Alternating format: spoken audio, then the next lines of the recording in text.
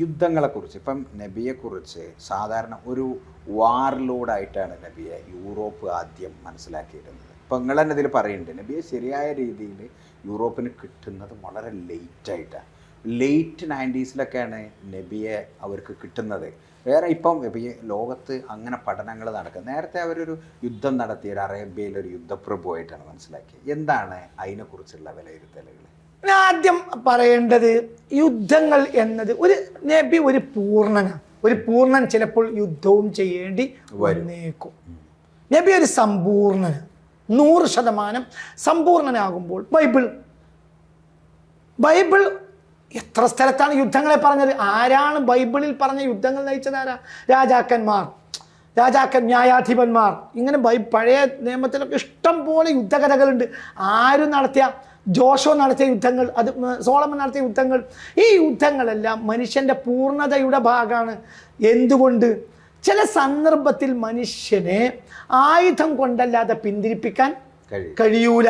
അവർ ആയുധം പ്രയോഗിച്ചു കൊണ്ടേയിരിക്കും സാധുജനങ്ങളുടെ മേൽ. ഇങ്ങനത്തെ യുദ്ധകഥയല്ലേ സത്യത്തിൽ ഗീത ഒരു യുദ്ധകഥയല്ലേ? യുദ്ധത്തിന്റെ മുഖത്ത് വെച്ചല്ലേ. പിന്നെ ആരാ മുന്നിൽ കാണുന്നത്? ആരെയാണ്? ഭീഷ്മർ, ദ്രോണർ, ഇവരൊക്കെ ആരാണ്? അർജുനന്. അവർക്കെതിരെ ഞാൻ എങ്ങനെ വില്ല് കുലക്കുമെന്ന് കൃഷ്ണരോട് ചോദിക്കുന്ന സന്ദർഭത്തിൽ പറയുന്നതല്ലേ പാർത്ഥ, അത് നിന്റെ ബാധ്യതയാണ്. വില്ലുകുൽ ഉത്തരവാദിത്തമാണ്. അധർമ്മത്തിന്റെ പക്ഷത്ത് ഗുരുവാണെങ്കിലും നീ ക്ഷത്രിയൻ എന്ന യോദ്ധാവ് എന്ന നിലയിൽ നിന്റെ ഉത്തരവാദിത്തം നിർവഹിച്ചേ മതിയാകൂ. അതല്ലേ ഈ യുദ്ധം എന്ന് പറഞ്ഞ പേരും എന്താ അർത്ഥമുള്ളത്? യുദ്ധം എന്നത് ചിലപ്പോൾ ഒരു പൂർണ്ണതയായിരിക്കും, ചിലപ്പോൾ സമാധാനം പൂർണ്ണതയായിരിക്കും, സമാധാനത്തിന് ചിലപ്പോൾ യുദ്ധം പൂർണ്ണതയായിരിക്കും. ഒരാൾ സമാധാനത്തിന് വേണ്ടി മറുപക്ഷം തയ്യാറായാൽ ഉടനെ നിങ്ങൾ പിന്നൊരടി മുന്നോട്ട് പോകുന്നത് ഖുർആന്റെ പ്രഖ്യാപനം. എന്തുകൊണ്ട്?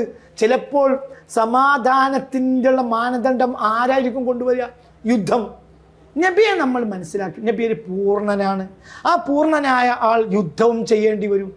നബി സല്ലല്ലാഹു അലൈഹി വസല്ലം യുദ്ധം ചെയ്തത് ഈ ഹെലനൈസേഷന് വിധേയരായ വിഭാഗങ്ങളോട് മാത്രമാണ്. ഉദാഹരണം, ഞാൻ ഈ കഴിഞ്ഞ 2 മാസമായി കേരളത്തിൽ പലതവണ പറഞ്ഞുകൊണ്ടിരിക്കുകയാണ്, വീണ്ടും പറയാം. ചില ആളുകൾക്ക് അത് മനസ്സിലായില്ല, അതവർക്ക് ബുദ്ധിയില്ല. അതുകൊണ്ട്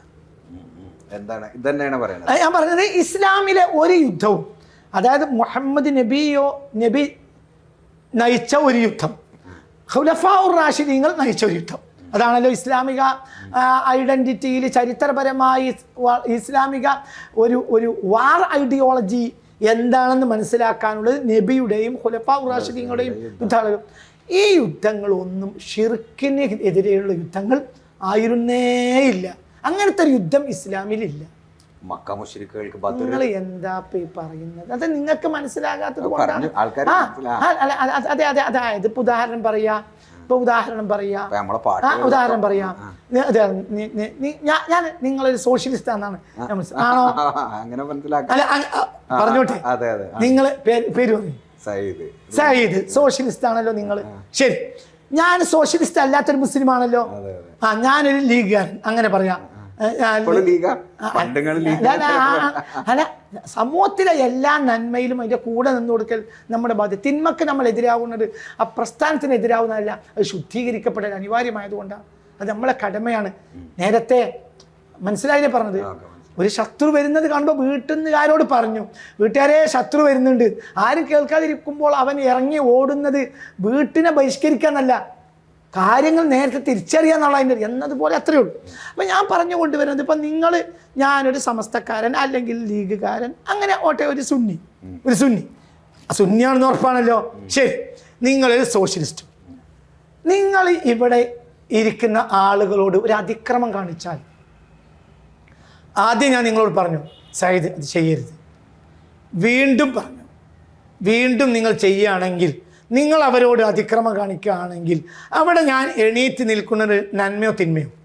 തീർച്ചയായിട്ടും നന്മയല്ലേ. അവിടെ നടക്കുന്ന യുദ്ധം സോഷ്യലിസവും ഇസ്ലാമും തമ്മിലുള്ള യുദ്ധമാണോ? അല്ല. എത്ര മനസ്സിലാക്കിയാൽ മതി. അതാണ് ഇസ്ലാം യുദ്ധം ചെയ്തത് തുഗ്യാനെതിരെയാണ്, ഷിർക്കിനെതിരെയല്ല. തുഗ്യാൻ എന്ന് പറഞ്ഞാൽ അതിക്രമം. എന്ന് പറഞ്ഞാൽ നീതിക്ക് വേണ്ടി ഇൻഡിവിജ്വലായി ഓരോ ദൈവം ഏകനാണ്. ഏക ദൈവത്തെ വിശ്വസിക്കൽ എല്ലാ മനുഷ്യർക്കും നിർബന്ധമാണ്. പക്ഷേ അവനെ ആയുധം കൊണ്ട് നിർബന്ധിക്കേണ്ട ബാധ്യത അത് വിശ്വസിച്ചവർക്കില്ല. അപ്പൊ നിങ്ങളിപ്പം ഈ പറഞ്ഞ ബദർ യുദ്ധം, ഉഹുദ് യുദ്ധം, നിങ്ങളൊരു ബദർ യുദ്ധം മാത്രം പറയണ്ട, മുഹമ്മദ് നബി തുഖയാനെതിരായി അല്ലാതെ ഒരു യുദ്ധം ചെയ്തിട്ടേ ഇല്ല. അപ്പൊ ഈ ബനൂ ഖൈനുഖാനെതിരെ ഒക്കെ അതാണ്, എല്ലാം അതാണ്. ഈ ജൂയിഷ് ട്രൈബ്സിനെ അവരെന്ത് ചെയ്തു?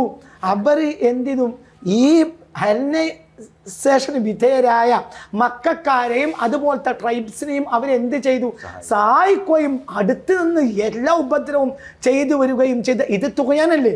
ഇതാണല്ലോ തുകയാൻ. തീർച്ചയായിട്ടും. അതേ സമയത്ത് ജൂതൻ വന്നിട്ട് ഇസ്ലാമിൽ യുദ്ധത്തിന് ചേർന്നു. ഒരു ജൂതൻ കൊടുത്ത വഖഫാണ് ഇസ്ലാമിലെ ആദ്യത്തെ വഖഫ്.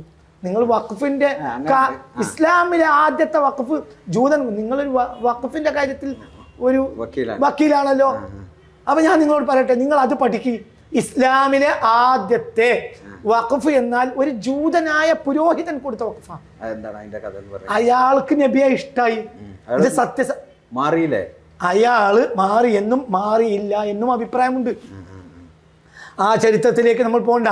അയാൾ അതിൻ്റെ തലേ ദിവസം വരെ ജൂത സുനഗോഗിൽ പ്രസംഗിച്ച ആളാ. സാബത്ത് നാളിൽ, അതായത് ശനിയാഴ്ചയാണ് മക്കക്കാരെ ആക്രമിക്കാൻ വേണ്ടി വരുന്നത് ഉഹുദിലേക്ക്. അപ്പോൾ ഇയാൾ എണീറ്റ് എന്ന് പറയാണ്, ജൂതന്മാരോടൊക്കെ നബി സഹായം അഭ്യർത്ഥിച്ചു. കാരണം മദീനയെ നശിപ്പിക്കാനാണ് അവർ കയറുന്നത്. അപ്പോൾ നബി എന്ത് ചെയ്തു? ഇവരോട് പറഞ്ഞു, എല്ലാവരും സഹായിക്കുന്നത് മദീനയെ തകർക്കാൻ വരികയാണ്, നമ്മളെ ഒന്നിച്ച് നിൽക്കണം. നേരത്തെ ഒരു കരാറുണ്ട്. റിപ്പബ്ലിക്കാണ്, ഒരു റിപ്പബ്ലിക്കാണ്. അപ്പൊ ആ സമയം ഒരു ബാധ്യതയാണ് മദീനെ ആക്രമിക്കാൻ വരുന്നവർക്കെതിരെ ഒന്നിച്ചു നിൽക്കണം. അപ്പോൾ ജൂതന്മാർക്കിടയിൽ ഈ സംസാരം വന്നപ്പോൾ ശനിയാഴ്ച ദിവസമാണ് ഈ ആക്രമണം പ്രതീക്ഷിക്കുന്നത്. അപ്പോൾ ജൂതന്മാരായ സാധാരണക്കാരും ചില പുരോഹിതന്മാരും പറഞ്ഞു, നാളെ സാബത്തായതുകൊണ്ട് നമുക്ക് മുഹമ്മദിനെ സഹായിക്കാൻ കഴിയില്ല. പ്രധാന പുരോഹിതൻ പറഞ്ഞു, നമ്മൾ സാബത്താണെങ്കിൽ നാളെ സാബത്തിൻ്റെ ആരാധനയോ കുർബാനയും നടത്തൂല, നമ്മൾ മുഹമ്മദിനെ സഹായിക്കും. എന്തുകൊണ്ട്? അദ്ദേഹത്തോട് നമ്മൾ കരാർ ചെയ്തണം. ദൈവത്തോടുള്ള കരാറ് ആണ് ഒരു വ്യക്തി മറ്റൊരു വ്യക്തിയോട് ചെയ്യുന്ന കരാർ യഥാർത്ഥത്തിൽ ദൈവത്തെ മുൻനിർത്തിയ കരാറാണ്. അപ്പം അത് പാലിക്കലാണ് ആദ്യത്തെ കുർബാന. അതുകൊണ്ട് നാളെ നമുക്ക് പള്ളിയിൽ ആരാധനയില്ല എന്ന് പറഞ്ഞ് യുദ്ധത്തിന് വരികയാണ്. ആര്? അന്ന് തലേ ദിവസം വരെ പള്ളിയിൽ ആരാധനക്ക്, ജൂത ആരാധനാ ഭവനത്തിൽ ആരാധനക്ക് നേതൃത്വം നൽകിയ ആളാണ് ഉഹുദിൽ യുദ്ധത്തിന് വരുന്നത്. മനസ്സിലായോ? ഇത് ശിർക്കിന്, ഈ വിശ്വാസം ശിർക്കിൻ്റെ വിശ്വാസമാണെന്ന് പ്രചരിപ്പിക്കുന്ന, അത് പഠിപ്പിക്കാൻ വേണ്ടി ആവുന്ന ആളും അല്ലേ മുഹമ്മദ് നബി? എന്നിട്ട് അയാൾ യുദ്ധമുഖത്തിറങ്ങുമ്പോൾ പറയാണ്, ഈ യുദ്ധത്തിൽ ഞാൻ മരിച്ചാൽ ഞാൻ മദീനയിലെ ഏറ്റവും പ്രധാനപ്പെട്ട സമ്പന്നന, സമ്പത്ത് മുഴുവനും മുഹമ്മദിനെ ഏൽപ്പിക്കണം. പുരോഹിതന്റെ പേര് ഓർമ്മ ഇതിലുണ്ട്, ഈ പുസ്തകത്തിലുണ്ട്. പിന്നെ അത് അദ്ദേഹത്തിന് എന്താണോ ചെയ്യാൻ ആവശ്യം ചെയ്യട്ടെ. ഇസ്ലാമിലെ ആദ്യത്തെ വഖഫ് ഈ ജൂതനായ തലേന്ന് ജൂത ആരാധനാലയത്തിൽ പ്രസംഗിച്ച് കുർബാനക്ക് നേതൃത്വം കൊടുത്ത ആള് കൊടുത്തതാണ് ഇസ്ലാമിലെ ആദ്യത്തെ വഖഫ്. എന്ന് പറഞ്ഞാൽ ഒരു മതനിരപേക്ഷ സമൂഹമാണ് ശരിക്ക് ഇസ്ലാം മുന്നോട്ട് വെക്കുന്നത്. ഇസ്ലാം മുന്നോട്ട് വെക്കുന്നത് ഇസ്ലാം തന്നെയാണ്. അതെ അതെ, ഇസ്ലാം മുന്നോട്ട് വെക്കുന്ന ഇസ്ലാം തന്നെയാണ്. പക്ഷേ ഇസ്ലാം ഒരു മതനിരപേക്ഷ സമൂഹത്തെ ക്ഷമിക്കും, കൂടെ നിർത്തും, അവരെ വേദനകളിൽ പങ്കാളിയാകും. അവരെ ആരെങ്കിലും ആക്രമിച്ചാൽ വിടൂല. ഒരു മുസ്ലിം ഒരു അമുസ്ലിമിനെ എതിരെ കത്തി കാണിച്ചാൽ സ്വർഗത്തിന്റെ വാസന പോലും അടിക്കൂല എന്ന് ഹദീസിലില്ലേ? എത്ര സ്ഥലത്താണ് ഉള്ളത് ഹദീസ്? 100 കണക്കിന് ഹദീസല്ലേ. അതായത് അവരെ ഭയപ്പെടുത്താൻ പാടില്ല. അവർ നമ്മളെ സഹോദരങ്ങളല്ലേ. ഇതാണ് ഇസ്ലാമിക് കൺസെപ്റ്റ്. അവരൊക്കെ ശിർക്ക് ചെയ്യുന്നവരുമാണ്. പക്ഷെ അവർക്ക് കാര്യം മനസ്സിലാവുന്നത് വരെ അവരതിൽ തുടരും. ഈ കാര്യം മനസ്സിലായിട്ട് തുടരാണെങ്കിൽ തുടർന്നോട്ടെ, അയാൾ സ്വതന്ത്രനല്ലേ. ഒരു അമുസ്ലിമിനെയും നിർബന്ധിച്ച് ഇസ്ലാമിൽ ചേർക്കാനുള്ള ഒരു കൺസെപ്റ്റും, ഒരു യുദ്ധം ചെയ്ത് ഇസ്ലാമിൽ ചേർക്കാനുള്ള ഒരു കൺസെപ്റ്റും ഇസ്ലാമിൽ ഇല്ല. ഷിർക്കിനെതിരെ ഒരു യുദ്ധവും മുസ്ലിങ്ങൾ ചെയ്തിട്ടില്ല. അപ്പൊ ഇതുവരെയുള്ള ഇസ്ലാം പ്രചരിച്ചത് ഈ ബഹുദൈവ ആരാധനക്കെതിരെ നമ്മൾ അവർക്ക് തെളിവുകൾ കൊണ്ടാണ് കാര്യങ്ങളെ സമർത്ഥിക്കേണ്ടത്. അവർക്ക് ഹൃദയം കൊണ്ടാണ് അവരോട് നമ്മൾ യോജിക്കേണ്ടത്. അപ്പൊ ജിഹാദ് ഇല്ല എന്നാണ്. ജിഹാദ് ഉണ്ടല്ലോ. ഏതാണ് ജിഹാദ്? ഖിതാലാണ് അവർക്കെതിരെ ഇല്ലാത്തത്. ജിഹാദ് എന്നാൽ എന്താണ്? ഒരാൾ നേര് മനസ്സിലാക്കാൻ നേരെ അവർക്ക് എത്തിച്ചു കൊടുക്കുക. അതാണ്. നീ അയാളതിന് തയ്യാറില്ലേ, അയാളെ പാട്ടിന് വിടുക. ഇപ്പോൾ നിങ്ങളൊരു സപ്പോസ് അപ്പുറത്തൊരു ക്രിസ്ത്യാനി ഇരിക്കുന്നു. ആ ക്രിസ്ത്യാനിക്ക് ഇതൊന്നും കേട്ടിട്ടും അയാൾ ഇസ്ലാമിൽ അയാളെ നിർബന്ധിച്ച് പിടിച്ച് ഭാഗത്തിലൂടെ അയാളെ പ്രേരിപ്പിച്ച് കയറ്റേണ്ട ഒരു ആവശ്യം ഇസ്ലാമിനില്ല. പറയാനുള്ളത് പറയാം. ചിലപ്പോൾ പറയാതെ ഇരിക്കാം, ചിലപ്പോൾ പറയാതിരിക്കലാ നന്മെങ്കിൽ പറയണ്ട. അങ്ങനെയല്ലേ കോന്തു നായരെ എന്നെങ്കിലും ഇവിടെ മലബാറിലെ മുസ്ലിം നവോത്ഥാന നായകരിൽ ഏറ്റവും പ്രധാനിയല്ലേ എല്ലാവരും അംഗീകരിക്കുന്ന മമ്പറത്തെ സയ്യിദ് അലവി തങ്ങൾ അവസാന ദിവസം വരെ അവരുടെ സെക്രട്ടറിയാരാ കോന്തു നായരോട് ഒരു ദിവസമെങ്കിലും മുസ്ലിമാവ് കോന്തു എന്ന് പറഞ്ഞാൽ അയാൾ മുസ്ലിമാവില്ലേ പറഞ്ഞിട്ടുണ്ടോ? അതിലെങ്കിലും വല്ല കമ്മിയുണ്ടോ? എന്തുകൊണ്ട്? കോന്തു നായരോട് പറയേണ്ടേ ഇല്ല എന്ന് ആ മനുഷ്യൻ്റെ 6ാം ഇന്ദ്രിയം ആ മനുഷ്യനോട് പറഞ്ഞിട്ടുണ്ടാവും. കുറ്റക്കാരനാണോ മമ്പറത്തങ്ങൾ? മതം മാറ്റിയില്ല ആ ഒരു കുറ്റം പരലോകത്തുണ്ടാവും? ഇല്ല. ചിലപ്പോൾ മിണ്ടാതിരിക്കലായിരിക്കും നന്മ. അതൊക്കെ നന്മയാണ്. ഈ മക്കയിൽ നിന്ന് ഹിജറ പോയി മദീനയിലെത്തിയല്ലോ. അപ്പം അവിടെ ചെന്ന് ഈ ജൂത ട്രൈബ്സിനായിട്ടൊക്കെ ഒരു കരാറുണ്ടാക്കി. മദീനയിലെ ആദ്യത്തെ റിപ്പബ്ലിക്കിൻ്റെ ഹെഡ് എന്ന് പറഞ്ഞാൽ ലോകത്തിലെ ഞങ്ങളിതിൽ പറയുന്നുണ്ട് മതനിരപേക്ഷ മാഗ്നാ കാർട്ട ഉണ്ടാക്കുന്ന നബിയാണ്. ആ സംഭവങ്ങളെ കുറിച്ച് ഒന്ന് പറയാൻ എന്താണ് അതിലേക്ക് നയിച്ച അതിൻ്റെ ശരിക്കും അതിലെ ആ സാധനങ്ങളുടെ എല്ലാ രേഖകളും ഇന്ന് ലഭ്യമാണ്? 100% ലഭ്യമാണ്. 100%. അതായത് അത് ലോകത്തെ വിവിധങ്ങളായ ഭാഷകളിലുണ്ട്. ആ കരാറിൻ്റെ എന്തൊക്കെ വെച്ചാണ് കരാർ ചെയ്തത് ഇതൊക്കെ നബിയെ നമ്മൾ വായിക്കണം. അതിൽ ഒന്നുമില്ല. മനസ്സിലായില്ല? അതായത് ഒരു ചതിയല്ല അത്. ഒരു എല്ലാം തികഞ്ഞ ഒരു സമൂഹം. അതിൽ ജൂതരുണ്ട്, അവർ സമാധാനത്തെ കാക്ഷിക്കുന്നവരാണ്. അതിൽ ക്രിസ്ത്യാനികളുണ്ട്, അവർ ധാരാളം മുസ്ലിങ്ങളുണ്ട്. അപ്പോൾ അതിൻ്റെ തലവനായി നിൽക്കുകയാണ് മുഹമ്മദ് നബി. സ്വാഭാവികമായും ഈ മനുഷ്യൻ നീതിമാനാണെന്ന് അവർക്കറിയാം. അവരുടെ ചർച്ചകളിൽ തീർപ്പ് കൽപ്പിക്കാത്ത പല കാര്യങ്ങളും തീർപ്പ് കൽപ്പിക്കാൻ വേണ്ടി എവിടെ വരും? നബിയുടെ അടുത്ത് വരും. എന്നിട്ട് നബി തീർപ്പ് കൽപ്പിക്കുന്നത് എന്തുകൊണ്ട്? ഈ മനുഷ്യൻ നീതിമാനാണെന്ന് അവർക്ക് എല്ലാവർക്കും അറിയാം. അങ്ങനെയാണ് അവർ കഴിഞ്ഞു പോയത്. അതായത് അത് സത്യത്തിൽ ഇസ്ലാമിൻ്റെ ഒരു മുഖം എന്ന് പറഞ്ഞാൽ അത് ഇന്ത്യയാണ്. വിവിധങ്ങളായ മതങ്ങൾ. ഇസ്ലാമിൻ്റെ അടിസ്ഥാനം സത്യമതം ഇസ്ലാം തന്നെ. നിങ്ങളൊരു പ്രസംഗം ഞാൻ കേട്ടിട്ടുണ്ട്, മുസ്ലിമിന് ഏറ്റവും നന്നായി ജീവിക്കാൻ പറ്റുന്ന നാട് ലോകത്ത് ഇന്നത്തെ സാഹചര്യത്തിൽ. ഇന്ന് ലോകത്തെ ഏറ്റവും നല്ല, ഇന്ന് ഈ പ്രദോഷത്തിൽ ലോകത്തെ ഇന്നത്തെ ഏറ്റവും നല്ല നാട് എൻ്റെ നാടാണ്, ഗാന്ധിജിയുടെ മക്കളുടെ നാടാണ്. അതുപോലത്തെ ഒരു നന്മയില്ല 20ാം നൂറ്റാണ്ടിൽ ഇന്ത്യ അല്ലെങ്കിൽ ലോകം അതുപോലെ ഒരു നല്ല മനുഷ്യനെ കണ്ടിട്ടുമില്ല. അതാണ് ഗാന്ധിജി. ഇതൊരു ദാറുൽ ഹർബാണ് എന്നൊക്കെ ഉള്ള അതൊക്കെ 100% തെറ്റായ വായനകളാണ്. ഞാൻ പറഞ്ഞില്ലേ, ഷിർക്കിനെതിരെയുള്ള യുദ്ധങ്ങളാണ് നബി നയിച്ചത് എന്ന് പറയുന്ന ഇന്നത്തെ അന്തമില്ലാത്ത മുസ്ലിയാക്കന്മാർ അവർ ഈ സമൂഹത്തെ നശിപ്പിക്കും. അവർക്ക് അന്തമില്ല. അവർ പഠിച്ചത് പുതിയതായി അവർ ചിന്തിക്കൂല. അപ്പം നമ്മൾ മറ്റേ പുസ്തകം ഇപ്പം മുഹമ്മദ് റസൂലുള്ളാഹി എന്ന് പറഞ്ഞ റസൂലിൻ്റെ ജീവിതത്തെക്കുറിച്ചുള്ള പുസ്തകം, അത് ആളുകളെ തിരുദൂതർ നിയോഗം, അത് എല്ലാവരും വായിക്കട്ടെ. ഇനി അടുത്തത് അതിൻ്റെ 2ാമത്തെ ഒരു തുടർച്ച എന്നുള്ള നിലക്ക് കാമിൽ അല്ലേ, നിറവ്. അപ്പം നബിയുടെ മറ്റൊരു തരത്തിലുള്ള വായന എന്ന് പറഞ്ഞാൽ അതിൻ്റെ കുറച്ചുകൂടി തിയററ്റിക്കലായ ഒരു വായനയാണ് അതിൽ. അപ്പോൾ അതിൽ എല്ലാ സാധനങ്ങളൊന്നും നമുക്കിവിടെ ചർച്ച ചെയ്യാൻ സമയമാണ് ഇതിൻ്റെ.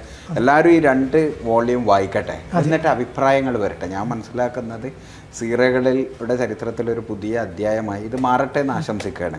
അപ്പം അതിൽ ഇന്നെ സ്ട്രൈക്ക് ചെയ്തൊരു കാര്യം, ഇതുവരെ ഇപ്പം ഞാനടക്കം മദ്രസയിൽ പഠിച്ചത് ആയിഷ ബീബി എന്ന് പറഞ്ഞ റസൂലുള്ളാഹിൻ്റെ ഭാര്യയെ 9ാമത്തെ വയസ്സിൽ കല്യാണം കഴിച്ചു എന്നാണ്.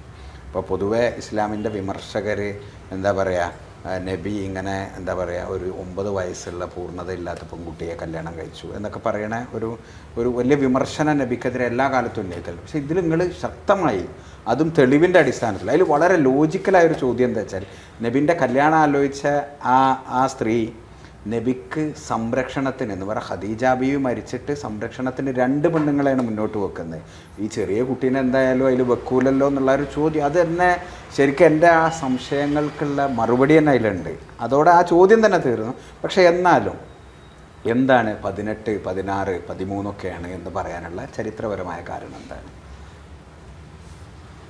അതായത് ഇതിൻ്റെ അടിസ്ഥാനം എന്തെന്നാൽ, ചരിത്രം അവതരിപ്പിക്കുന്ന കാര്യത്തിൽ അറബികൾ വേണ്ടത്ര മുന്നോട്ട് പോകാത്ത ഒരു ജനതയായ കാലഘട്ടത്തിലാണ് ഈ താരീഖ് എഴുതപ്പെടുന്നത്. അപ്പോൾ വർഷങ്ങൾ വെച്ചിട്ടുള്ളൊരു പഠനമൊന്നും ആ കാലഘട്ടത്തിൽ ഇല്ല. എന്നല്ല, മുഹമ്മദ് നബി സല്ലല്ലാഹു അലൈഹി വസല്ലം തങ്ങളുടെ മരണത്തിന് ശേഷം സഹസ്രാബ്ദത്തിനും അപ്പുറം ഇതൊരു ചർച്ചയേ അല്ല. അത് ചില കാര്യങ്ങളുണ്ടല്ലോ, ആ കാര്യങ്ങളിലെ വർഷങ്ങൾ അവിടെ കിടക്കും, വർഷങ്ങളിലേക്ക് നമ്മൾ ശ്രദ്ധിക്കുകയില്ല. അങ്ങനെ വർഷങ്ങളെ നോക്കി കൃത്യമാക്കുന്ന ഒരു സ്വഭാവവും അക്കാലത്തില്ല. ലോക ചരിത്രത്തിൽ ആദ്യമായി നബിയുടെ ആയിഷ ബീവിയുമായുള്ള വിവാഹ പ്രശ്നത്തെക്കുറിച്ചുള്ള ഒരു ചർച്ച വരുന്നത് AD 1905 എന്ന് പറഞ്ഞാൽ ഒരു നൂറ്റാണ്ട് ആകെ. മാർഗോളിയാത്താണ് ഈ ചർച്ച കൊണ്ടുവരുന്നത്. അദ്ദേഹം ആദ്യം ജൂതനായിരുന്നു, പിന്നീട് അദ്ദേഹം ക്രിസ്തുമതത്തിൽ കൺവേർട്ട് ചെയ്തു. അങ്ങനത്തെ അദ്ദേഹത്തിൻ്റെ Muhammad and rise of Islam എന്നൊരു പുസ്തകത്തിൽ AD 1905 ആ പുസ്തകം പ്രസിദ്ധീകരിക്കപ്പെടുന്നത്. ഈ പുസ്തകത്തിലാണ് മുഹമ്മദ് ഒരു കൊച്ചു സല്ലല്ലാഹു അലൈഹി വസല്ലം, ഒരു കൊച്ചു 9 വയസ്സുകാരിയായ ഒരു കൊച്ചു പെണ്ണാണ് മുഹമ്മദ് സല്ലല്ലാഹു അലൈഹി വസല്ലം തങ്ങളുടെ ഭാര്യ എന്ന ഒരു വിമർശനാത്മകമായി നബിയെ ഇകഴ്ത്തുക എന്ന താല്പര്യത്തിൽ ആ ചർച്ച 20-ാം നൂറ്റാണ്ടിൻ്റെ തുടക്കത്തിൽ AD 1905 മുമ്പ് ഭൂലോകത്തെവിടെയും അങ്ങനത്തെ ഒരു ചർച്ച ഉണ്ടായിട്ടേയില്ല. എന്തുകൊണ്ട് ചർച്ച ഉണ്ടായില്ല? അതൊരു വിഷയമല്ല. ഈ താരീഖിനെ എഴുതി വെക്കുന്നിടത്ത് വേണ്ടത്ര ശ്രദ്ധ പലപ്പോഴും അറബികൾക്കുണ്ടായിരുന്നില്ല. ഒരു ഇമാം ബുഖാരി ഇതിലെടുത്ത ഒരു താരീഖ് കൊണ്ടുവരുന്നുണ്ട്, ഹദീസല്ല, ഒരു താരീഖ്. അത് കൊണ്ടുവരുന്നത് ഒരു 10-90 വയസ്സ് കഴിഞ്ഞ ഒരാൾ ഒരു ഓർമ്മയെന്ന് എടുത്ത് പറയുക. അതാ ഇമാം ബുഖാരി ഉദ്ധരിക്കുന്നത്. നമ്മൾ ബുഖാരിയെ കുറ്റപ്പെടുത്തുന്നതൊന്നും ഇല്ല. പക്ഷേ അതേ സമയത്ത് ഇമാം ബുഖാരിക്കും അവിടെ വയസ്സൊരു പ്രശ്നമല്ല, ഒരു വിഷയമല്ല. അവിടെ ആ താരീഖ് നോക്കി പഠിക്കുന്ന ഒരു വിഷയം അക്കാലത്തില്ല. അതുകൊണ്ട് അതങ്ങനെ എടുത്തെഴുതിയിട്ടുണ്ടാകും. അല്ലാത്ത കാര്യത്തിലൊന്നും ഇമാം ബുഖാരിക്ക് പേച്ചും ഇതൊക്കെ ഒരു അബദ്ധമാണ്. ഇവരൊന്നും അമ്പിയാക്കളല്ല, സ്വാഭാവികമായും സംഭവിക്കും. അതേ സമയത്ത് നബി സല്ലല്ലാഹു അലൈഹി വസല്ലം തങ്ങൾക്ക് ഖദീജ ബീവി മരിക്കുമ്പോൾ 2 സ്ത്രീകളെ കല്യാണത്തിന് വേണ്ടി നിങ്ങൾക്ക് കല്യാണം കഴിക്കാം എന്നൊരു ആൾ കൊണ്ടുവരുന്നുണ്ട്. നബി സല്ലല്ലാഹു അലൈഹി വസല്ലമിൻ്റെ ഏറ്റവും വലിയ കുടുംബ സുഹൃത്തായ സ്ത്രീ കൊണ്ടുവരുന്നുണ്ട്. അത് 2 സ്ത്രീകൾ, ഒന്ന് സൗദാ ബീവിയാണ്, ഒന്ന് ആയിഷ ബീവിയാണ്. അതിനെന്താ കാരണം പറയുന്നത്? മക്കളെ നോക്കണം. ആരാണ് ഏറ്റവും ചെറിയ മോളാണ്? ആര്? ഫാത്തിമ. ഫാത്തിമക്ക് തന്നെ മനസ്സിലായില്ല. ഫാത്തിമക്ക് തന്നെ ആ സമയത്ത് 14-15 വയസ്സിനടുത്തുണ്ട്. 9 വയസ്സായ കുട്ടിയാണ് ആരെ ഏൽപ്പിക്കാൻ പോണത്? 13 വയസ്സായ കുട്ടിയാണ് വീട് സംരക്ഷിക്കേണ്ടത്. ഇത്ര വലിയ തെറ്റാണ് ഇത്. ധാരാളം ഇമാം നവവി അടക്കം, ഇമാം സുബ്ക്കി അടക്കം, ഇമാം തിബരി അടക്കം, തിബരിയുടെ വീക്ഷണ പ്രകാരം എന്താണെങ്കിലും 13ന്റെ മുകളിലാണ് പ്രായം. 18 അഭിപ്രായപ്പെട്ട ധാരാളം ചരിത്ര പണ്ഡിതന്മാരുണ്ട്. 21 23 അഭിപ്രായപ്പെട്ടവരുണ്ട്. 15 വയസ്സായ സമയത്ത് ഫാത്തിമ ബീവിയെ കല്യാണം കഴിക്കാൻ അന്വേഷിച്ച് വരികയാണ് സിദ്ദീഖുൽ അക്ബർ. അപ്പം നബി പറയാണ്, അതൊരു ചെറിയ പെണ്ണല്ലേ, അതൊരു ചെറിയ പെണ്ണല്ലേ എന്ന് പറയുന്ന നബി സിദ്ദീഖിനേക്കാൾ വയസ്സുള്ള സിദ്ദീഖുൽ അക്ബറിന്റെ 9 വയസ്സായ മകളെ കെട്ടുന്നു. ഈ ഭൂലോകത്തിലൊക്കെ സങ്കല്പിക്കാൻ കഴിയും? അപ്പോൾ അവിടെ സംതിങ് റോങ്. ചരിത്രത്തിൽ എഴുതിയെടുത്ത്, വർഷം എഴുതിയെടുത്ത് ഭീമമായ അബദ്ധം. ചില പണ്ഡിതന്മാരുടെ വീക്ഷണം 19 എഴുതിയെടുത്ത് 10 പോയിട്ടുണ്ടാവും. അങ്ങനെയും വന്നേക്കാം. പക്ഷെ നമ്മളെ പുസ്തകങ്ങളിൽ നിന്ന് മാറ്റേണ്ട സമയമില്ല. അപ്പോൾ അല്ല, മാറ്റേണ്ട സമയമായി എന്ന് പറഞ്ഞാൽ പണ്ഡിതന്മാർ ഈ വിഷയത്തിൽ ഗവേഷണം നടത്തണം. ഞാൻ നടത്തിയ ഗവേഷണമാണ് ഈ പറയുന്നത്. ഇതാണ് ശരി, ഇത് സത്യമാണ്. നമ്മുടെ പുസ്തകം തിരുത്തേണ്ടി വന്നാൽ എന്താ പ്രശ്നം? എന്തു തിരുത്താലും അല്ലാഹു സുബ്ഹാനഹു വ തആല തന്നെ നൽകിയ ആയത്ത് തിരിച്ചെടുത്ത് വേറൊരായത്ത് നൽകിയത് എന്തിനാ? അള്ളാഹു ത്രികാലങ്ങൾക്കും അപ്പുറത്തുള്ള സർവേശ്വരനല്ലാത്തത് കൊണ്ടല്ല, തിരുത്താനും ഒരു പഠിപ്പുണ്ട്. നമ്മളെ മദ്രസ പുസ്തകങ്ങളിലൊക്കെ നമ്മൾ 9 എഴുതി വെച്ചിട്ടുണ്ടെങ്കിൽ ഈ അടുത്ത കാലം വരെ ആ വിഷയത്തിൽ പഠനങ്ങൾ നടന്നില്ല. ഇപ്പം പഠനം നടന്നപ്പോൾ കാര്യം മനസ്സിലായി അബദ്ധമാണ്. അതിനെന്താ പ്രശ്നം? ഇനി കഴിഞ്ഞ തലമുറ 9 എന്ന് വിശ്വസിച്ച് മരിച്ചത് കൊണ്ട് വരാൻ നിസ്കാരത്തിന് നോമ്പിനൊന്നും കമ്മി. ഇതൊക്കെ മനുഷ്യരുടെ ധാരണകൾ. അതിലിപ്പോൾ എന്ത് പ്രശ്നമാണ്? അതായത് നമ്മളെ വാപ്പ മദ്രസയിൽ പഠിച്ചത് 9-ാം വയസ്സിൽ നിന്നായിരുന്നു. ആ വാപ്പ അങ്ങനെ തന്നെ മരിച്ചു പോയതുകൊണ്ട് ഇസ്ലാമിൽ എന്ത് കമ്മിയുള്ളത്? ഒരു പ്രശ്നമില്ല. ഇപ്പോൾ നമ്മൾ എപ്പോഴും നമ്മളൊരു വിഷയം പഠിക്കുക, അതെ, വിമർശനങ്ങൾ അധികരിക്കുമ്പോൾ ഇപ്പോൾ ഇത് പഠിക്കേണ്ട കാലമാണ്. അതായത് 1905 മുമ്പ് ഒരു യൂറോപ്പിന് പോലും അത് പഠിക്കേണ്ട ആവശ്യമില്ല. സെക്കൻഡ് വേൾഡ് വാറിന് ശേഷമാണ് ഇതൊക്കെ ഏഷ്യൻ രാജ്യങ്ങളിലേക്ക് ഈ ചിന്തകൾ കടന്നു വരുന്നത് എന്നല്ല. 1970-കൾക്ക് ശേഷമാണ് നമ്മുടെ നാട്ടിൽ വരുന്നത്. ഇപ്പോൾ ലിബറലിസ്റ്റുകളുടെ കാലമായ എത്തിസ്റ്റുകളുടെയും ലിബറലിസ്റ്റുകളുടെയും നൂറ്റാണ്ടായ 20-ാം നൂറ്റാണ്ടിലാണ് വലിയൊരു സമഗ്രമായ ചർച്ച ഈ വിഷയത്തിലുണ്ടാവുന്നത്. അപ്പോൾ നമ്മൾ പഠനം നടത്തേണ്ടി വരും. ആ പഠനം നടത്തിയ മുൻകാലത്ത് എഴുതി വെച്ചത് തെറ്റാണെന്ന് ബോധ്യപ്പെട്ടാൽ എന്ത് പ്രശ്നമുള്ളത്? തിരുത്തുന്നതിൽ എന്താണ്? ഇതല്ലേ സത്യം. ഇവിടെ ബുഖാരി പറഞ്ഞത് തന്നെ ശരിയാക്കുക എന്നതല്ലല്ലോ, നബിയുടെ ശരിയാണെന്ന് അറിയിച്ചു കൊടുക്കല്ലേ വേണ്ട. നബി സല്ലല്ലാഹു അലൈഹി വസല്ലമയെ പഴിക്കപ്പെട്ടാലും വേണ്ടില്ല, ബുഖാരി അത് ശരിയാക്കണം. അത് ഇവിടുത്തെ ന്യായമാണ്. അതിലൊരു പ്രശ്നം എന്ന് വെച്ചാൽ ബുഖാരി തെറ്റാന്ന് പറഞ്ഞാൽ പിന്നെ പലതും നമുക്ക് തെറ്റാന്ന് പറയേണ്ടി വരും. അല്ല, ഞാൻ തെറ്റ് ശരിയെന്ന് പറയല്ല, തെറ്റിലേക്ക് ഇനിയും നമ്മൾക്ക് ചർച്ച നടത്തിയിട്ട് കണ്ടെത്തിയ ഒരു വസ്തുത കണ്ടെത്തിയാൽ ബുഖാരി നബി അല്ലല്ലോ, ശംസുല്ലമ അല്ലെങ്കിൽ ബുഖാരി അല്ലെങ്കിൽ മഖ്ദൂം ഒരു കാര്യം പറഞ്ഞാൽ തെറ്റാവുന്നതിന് എന്താ പ്രശ്നം? മഖ്ദൂം നബിയാണോ? അല്ലല്ലോ, മഖ്ദൂം നബി അല്ലല്ലോ. പിന്നെ എന്താ പറയുക, വരക്കൽ മുല്ലക്കോയ തങ്ങൾ ഒരു കാര്യം പറഞ്ഞത് തെറ്റായാൽ എന്താ പ്രശ്നം? വരക്കൽ മുല്ലക്കോയ തങ്ങൾ എന്നൊരു 1,24,001 നബി ഉണ്ടോ? അതില്ലല്ലോ. അവർക്കൊക്കെ തെറ്റ് പറ്റാലോ. ഷാഫി ഇമാം പറഞ്ഞതിൽ ഒന്ന് തെറ്റായിരുന്നു എന്ന് പറഞ്ഞാൽ എന്താ പ്രശ്നം? എന്താ പ്രശ്നം? എന്താണ്? നബി അല്ലല്ലോ. ഫീക്കുൽ ഇമാം മാലിക്കിന്റെ ഒരു വാക്കുണ്ട്, ഫീകുല്ലി ഖൗലിൻ മഖ്ബൂലുൻ വ മർദൂദുൻ ഇല്ലാ ഖൗലു സാഹിബി ഹാദൽ ഖബർ. മുത്ത റസൂലുള്ളാഹിന്റെ ഖബറിന്റെ അരികിൽ നിന്നിട്ട് ഈ വാക്ക് പറയുന്നത്, ഫീകുല്ലി ഖൗലിൻ മഖ്ബൂലുൻ വ മർദൂദുൻ, ആര് പറഞ്ഞതിലും സ്വീകരിക്കപ്പെടേണ്ടതും തള്ളപ്പെടേണ്ടതും ഉണ്ടാകും. ഇല്ലാ ഖൗലു സാഹിബി ഹാദൽ ഖബർ, ഈ ഖബറിൽ കിടക്കുന്ന ആളുടെ വാക്കിൽ മാത്രം അങ്ങനെയില്ല. തള്ളപ്പെടേണ്ടതില്ല, സ്വീകരിക്കപ്പെടേണ്ടതേ ഉള്ളൂ. അപ്പം ആത്യന്തികമായി സിദ്ദീഖുൽ അക്ബർ പേച്ചത് ഇസ്ലാമിക ചരിത്രത്തിലുണ്ടല്ലോ. സിദ്ദീഖുൽ അക്ബർ ഖുർആനെ പുസ്തകത്തിലാക്കരുത് എന്ന വാശിക്കാരനായിരുന്നു. ഉമർ പറഞ്ഞു നിർബന്ധമായും ആക്കണം. പിന്നീട് സിദ്ദീഖിന് ബോധ്യപ്പെട്ടു. അപ്പോൾ സിദ്ദീഖ് പറഞ്ഞു പേച്ചു പോയി. സിദ്ദീഖിന് പേച്ചിട്ട് പിന്നെ ഇപ്പോഴത്തെ മദ്രസ ബുക്കിൽ പേക്കുന്നതിന് എന്താ പ്രശ്നം? എന്ത് പ്രശ്നം? തിരുത്തുന്നിടത്ത് നമുക്ക് നന്മയുള്ളൂ. എന്തുകൊണ്ട്?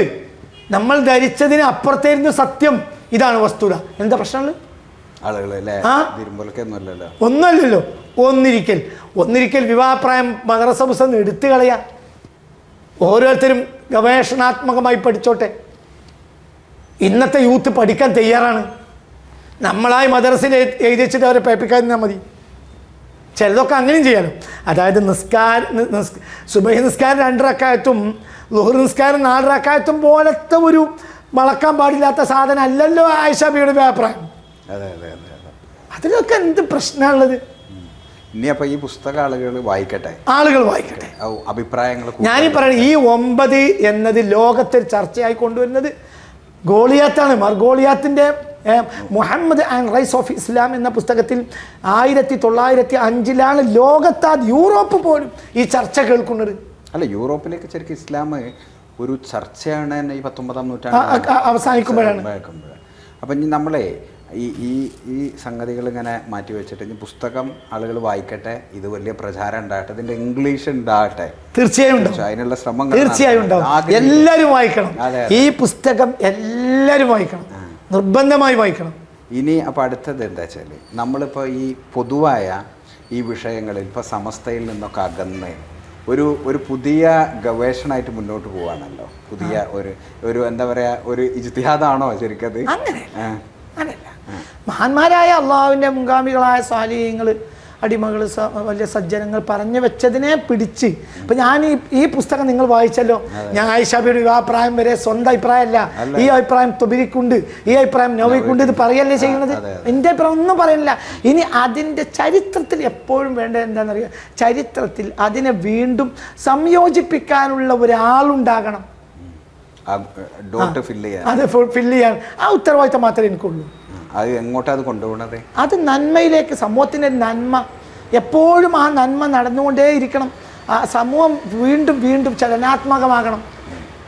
ഇവിടെ ഇപ്പം ഒരു മുസ്ലിം, അപ്പം നിങ്ങൾ സമസ്തയിൽ നിന്ന് അകന്ന് നിൽക്കുന്നതിന് എന്താ നിങ്ങൾ പ്രശ്നം ചോദിക്കുന്നത്?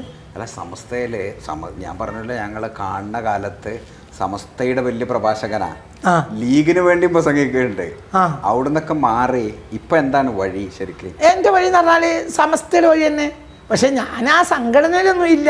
ഞാൻ സുന്നിയാണ്, സമസ്തയെ അംഗീകരിക്കും, അതേസമയത്ത് AP ഉസ്താദിനെ അംഗീകരിക്കും. അവരൊക്കെ നല്ല ആളുകളാണ്, സമൂഹത്തിന് നന്മ ചെയ്തിട്ടുണ്ട്. ഞാൻ ലീഗിനെ അംഗീകരിക്കും, കോൺഗ്രസിനെ അംഗീകരിക്കും, ചിലപ്പോൾ ചില സന്ദർഭത്തിൽ കമ്മ്യൂണിസ്റ്റ് പാർട്ടി ചെയ്യുന്ന നന്മയെ അംഗീകരിക്കും. അതായത് സമൂഹത്തിൽ നന്മകളൊക്കെ അംഗീകരിക്കാം.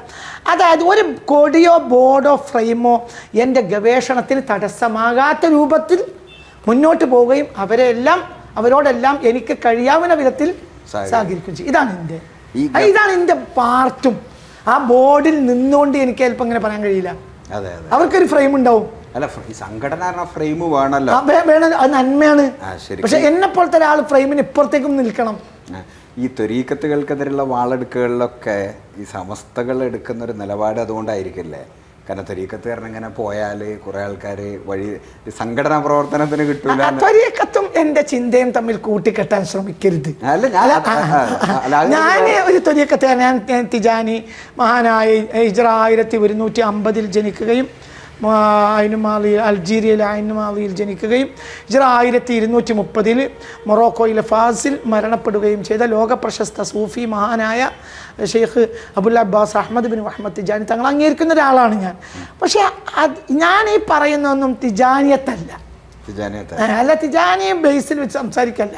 ചില ആളുകൾ ഇത് വെച്ചിട്ട് പറയും തിജാനി എന്ന് പറഞ്ഞാൽ ഒരു പേച്ചവാദാണ്, അവർക്ക് ഇന്ന സഹിക്കാൻ കഴിയാത്തതുകൊണ്ട് തിജാനിയത്തെ പേച്ചാന്ന് പറയും. അതല്ല, തിജാനികൾക്ക് ആർക്കും ഈ വാദങ്ങളൊന്നുമില്ല. എന്നാൽ അവർ ഈ വാദത്തിന് എതിരുമല്ല, അവരിന്നെപ്പോലെ ചിന്തിക്കുന്നവരല്ല. ഞാനിത് മാറി നിന്നുകൊണ്ട് സംസാരിക്കുകയാണ്.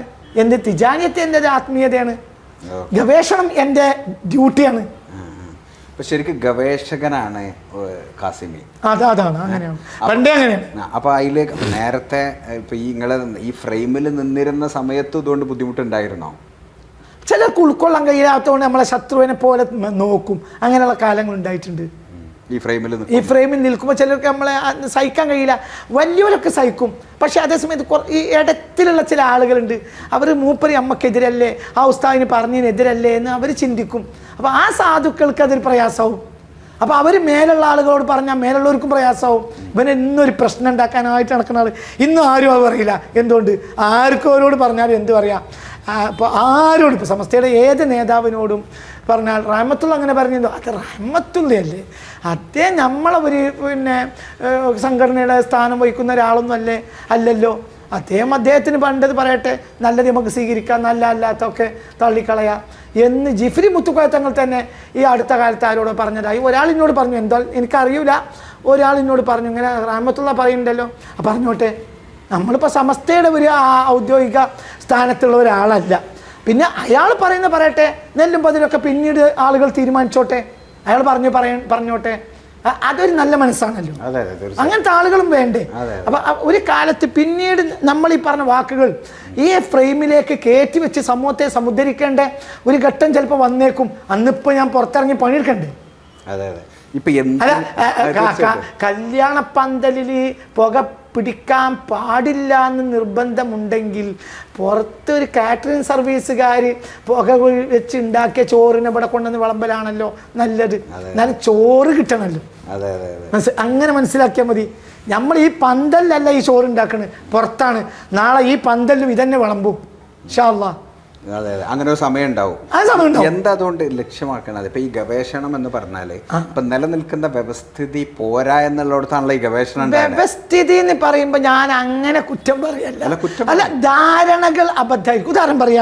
ഉദാഹരണം പറയാം, ഏത്തിസ്റ്റുകൾ ഈ അടുത്ത കാലത്ത് ഹലാൽ കൊള്ള എന്നൊക്കെ പറഞ്ഞ് ബദർ യുദ്ധത്തെ വിമർശിക്കുന്ന സംഭവങ്ങളുണ്ടായി. ഇസ്ലാം ഷിർക്കിനെതിരെയാണ് യുദ്ധം ചെയ്തത്. അപ്പോൾ ഞാനത് പഠിച്ചു, കൊല്ലങ്ങളായി പഠിക്കുകയാണ്, എനിക്കത് ഇപ്പോൾ തലേ കയറാത്തൊരു വിഷയമാണ്. ഇസ്ലാം ഷിർക്കിനെതിരെയാണ് യുദ്ധം ചെയ്തത്. അപ്പം ഞാൻ പഠിച്ചപ്പോൾ അവർ പറഞ്ഞ സത്യമല്ല. അപ്പോൾ ഇതാണ് സത്യം. മുശ്രിക്കുകളോട് യുദ്ധം ചെയ്തിട്ടുണ്ട്, മുസ്ലിങ്ങളോട് യുദ്ധം ചെയ്തിട്ടുണ്ട്. എന്തിൻ്റെ പേരിൽ? അതിക്രമം. മുസ്ലിങ്ങളോട് ഇസ്ലാം മുസ്ലിങ്ങളോട് യുദ്ധം ചെയ്തിട്ടുണ്ട്. ഖലീഫ സിദ്ദീഖുൽ അക്ബർ മുസ്ലിങ്ങളായ ആളുകൾ സക്കാത്ത് കൊടുക്കൂല സാധുക്കൾക്ക്, യുദ്ധം ചെയ്തില്ലേ? നിങ്ങൾക്ക് പറഞ്ഞ് മനസ്സിലാവുന്നുണ്ടോ? അപ്പൊ ഇസ്ലാമിൽ യുദ്ധത്തിന് മാനദണ്ഡം ശിർക്കും തൗഹീദും അല്ല, അത് ഇൻഡിവിജ്വലായ ഓരോരുത്തരും വിശ്വാസമാണ്. അതേ സമയത്ത് അതിലൂടെ ഒരു സൊസൈറ്റിക്ക് ഒരു ഫ്രെയിമുണ്ട്, നന്മ, മൊറാലിറ്റി. അതിനെതിരെ ചെയ്താൽ വിടൂല. ഈ നിലനിൽക്കുന്ന സാധനങ്ങൾ മൊത്തം കലങ്ങൂല. ഇപ്പൊ ഈ പറയുമ്പോ ഒരു കലങ്ങലും അതില്ല, ധാരണകൾ യഥാർത്ഥത്തിൽ എത്തിച്ചേരും. ഇപ്പം നമ്മളെ പരിസരത്തൊക്കെ മുശ്രിക്കുകളുണ്ട്, ശിർക്ക് ചെയ്യുന്നവരുണ്ട്. അതിൻ്റെ പ്രശ്നം ഉണ്ടായിക്കോട്ടെ, അവിടെ നമ്മളൊന്നും ചെയ്യാൻ പണ്ട് മുതലേ ചെയ്യാൻ പോണില്ല. അപ്പം ഇതിന് മനസ്സിലാക്കാം, മുശ്രിക്കിനോട് യുദ്ധം ചെയ്യൽ നമുക്ക് ബാധ്യതയാണ്. ഇത് അടുത്ത ചോദ്യമാണ്. ഈ ചോദ്യം നിങ്ങൾ മനസ്സിലാക്കേണ്ടത്, ഇസ്ലാം മുശ്രിക്കുകളോട് യുദ്ധം ചെയ്തിട്ടുണ്ട്, മുസ്ലിങ്ങളോട് യുദ്ധം ചെയ്തിട്ടുണ്ട്. അവർ ശിർക്ക് ചെയ്തു എന്നതിൻ്റെ പേരിലല്ല യുദ്ധം ചെയ്ത്, പകരം തുകയാൻ, അതിക്രമം കാണിക്കുക, അതിര് വിടുക, ഒരു സൊസൈറ്റിയുടെ ഫ്രെയിം നിന്ന് പുറത്തേക്ക് ആടുക. അപ്പോഴാണ് യുദ്ധം. അപ്പം ആരോട് യുദ്ധം ചെയ്യും? സാധുക്കളായ ജനങ്ങളെ ഭേദ്യം ചെയ്യുക, നാട്ടിൽ കുഴപ്പമുണ്ടാക്കുക. ആര് ചെയ്തു? അലി ബിൻ അബി താലിബിന്റെ കാലത്ത് ഖവാരിജ് യുദ്ധം ചെയ്തില്ല. ഖവാരിജ് മുഴുവനും ആരാ? യഖ്റഊനൽ ഖുർആന വയസല്ലൂന ഫയബ്കൂന, ഖുർആൻ ഓതി നിസ്കരിച്ച് കാര്യം. ആ ജനിതനോടല്ലേ യുദ്ധം ചെയ്ത അലി. നിങ്ങൾക്ക് പറഞ്ഞ് മനസ്സിലായോ?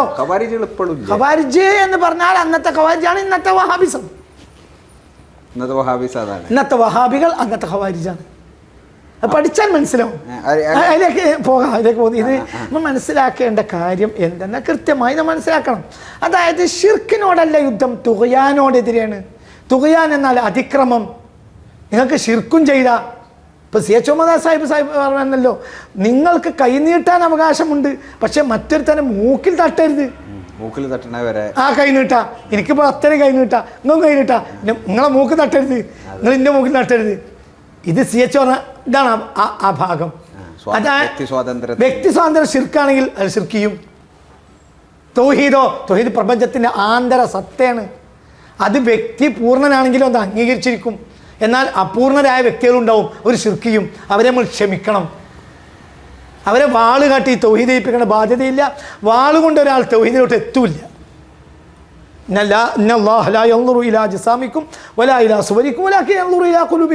നിങ്ങളെ മനസ്സാണ് അല്ലാഹു വേണ്ടത്. അവൻ ഏകനാണെന്ന് നിങ്ങളെ മനസ്സ് കണ്ടെത്തണം, വാളല്ല. നിങ്ങളിപ്പോൾ ഈ പറയുന്ന ഏകദേശം മാർക്സിസമായി മാറിയോ? മാർക്സിസം എന്ന് പറഞ്ഞാൽ മാർക്സ് പല നിലക്കും അംഗീകരിക്കപ്പെടേണ്ട ഒരു വ്യക്തിയാണ്. മാർക്സിന് ഇസ്ലാമിലേക്ക് തിരിഞ്ഞു നോക്കിയില്ല എന്നതാണ് മാർക്സിൻ്റെ കുറ്റം. അത് മാർക്സിൻ്റെ എക്കാലത്തെയും കുറ്റമാണ്. വേണമെങ്കിൽ മാർക്സിന് ഇസ്ലാമിലേക്ക് തിരിയാമായിരുന്നു. പക്ഷേ അദ്ദേഹത്തിന് ഇപ്പോൾ ഈ നമ്മൾ പുസ്തകത്തിൻ്റെ കാര്യം പറഞ്ഞ പോലെ മുൻധാരണ തിരുത്താൻ അവസരം ഉണ്ടായിട്ടും, മുസ്ലിങ്ങളെയും ഇസ്ലാമിനെയും അടുത്തറിയാൻ അവസരം ഉണ്ടായിട്ടും അത് തിരുത്താൻ മാർക്സ് തയ്യാറാകാത്തതുകൊണ്ട് മാർക്സ് വലിയ അക്രമി തന്നെയാണ്. അതല്ലെങ്കിൽ സ്നേഹവായ്പ്, കരുണ, തൊഴിലാളിക്ക് ശമ്പളം കൊടുക്കാതിരിക്കുക, തൊഴിലാളിയെ രണ്ടാം കിട പൗരനായി കാണുക, ഇതൊക്കെ എതിരെ യുദ്ധം ചെയ്ത ഒരു മാർക്സിനെ നമ്മൾ മനസ്സിലാക്കേണ്ടത് മനുഷ്യത്വത്തോടു കൂടിയാണ്.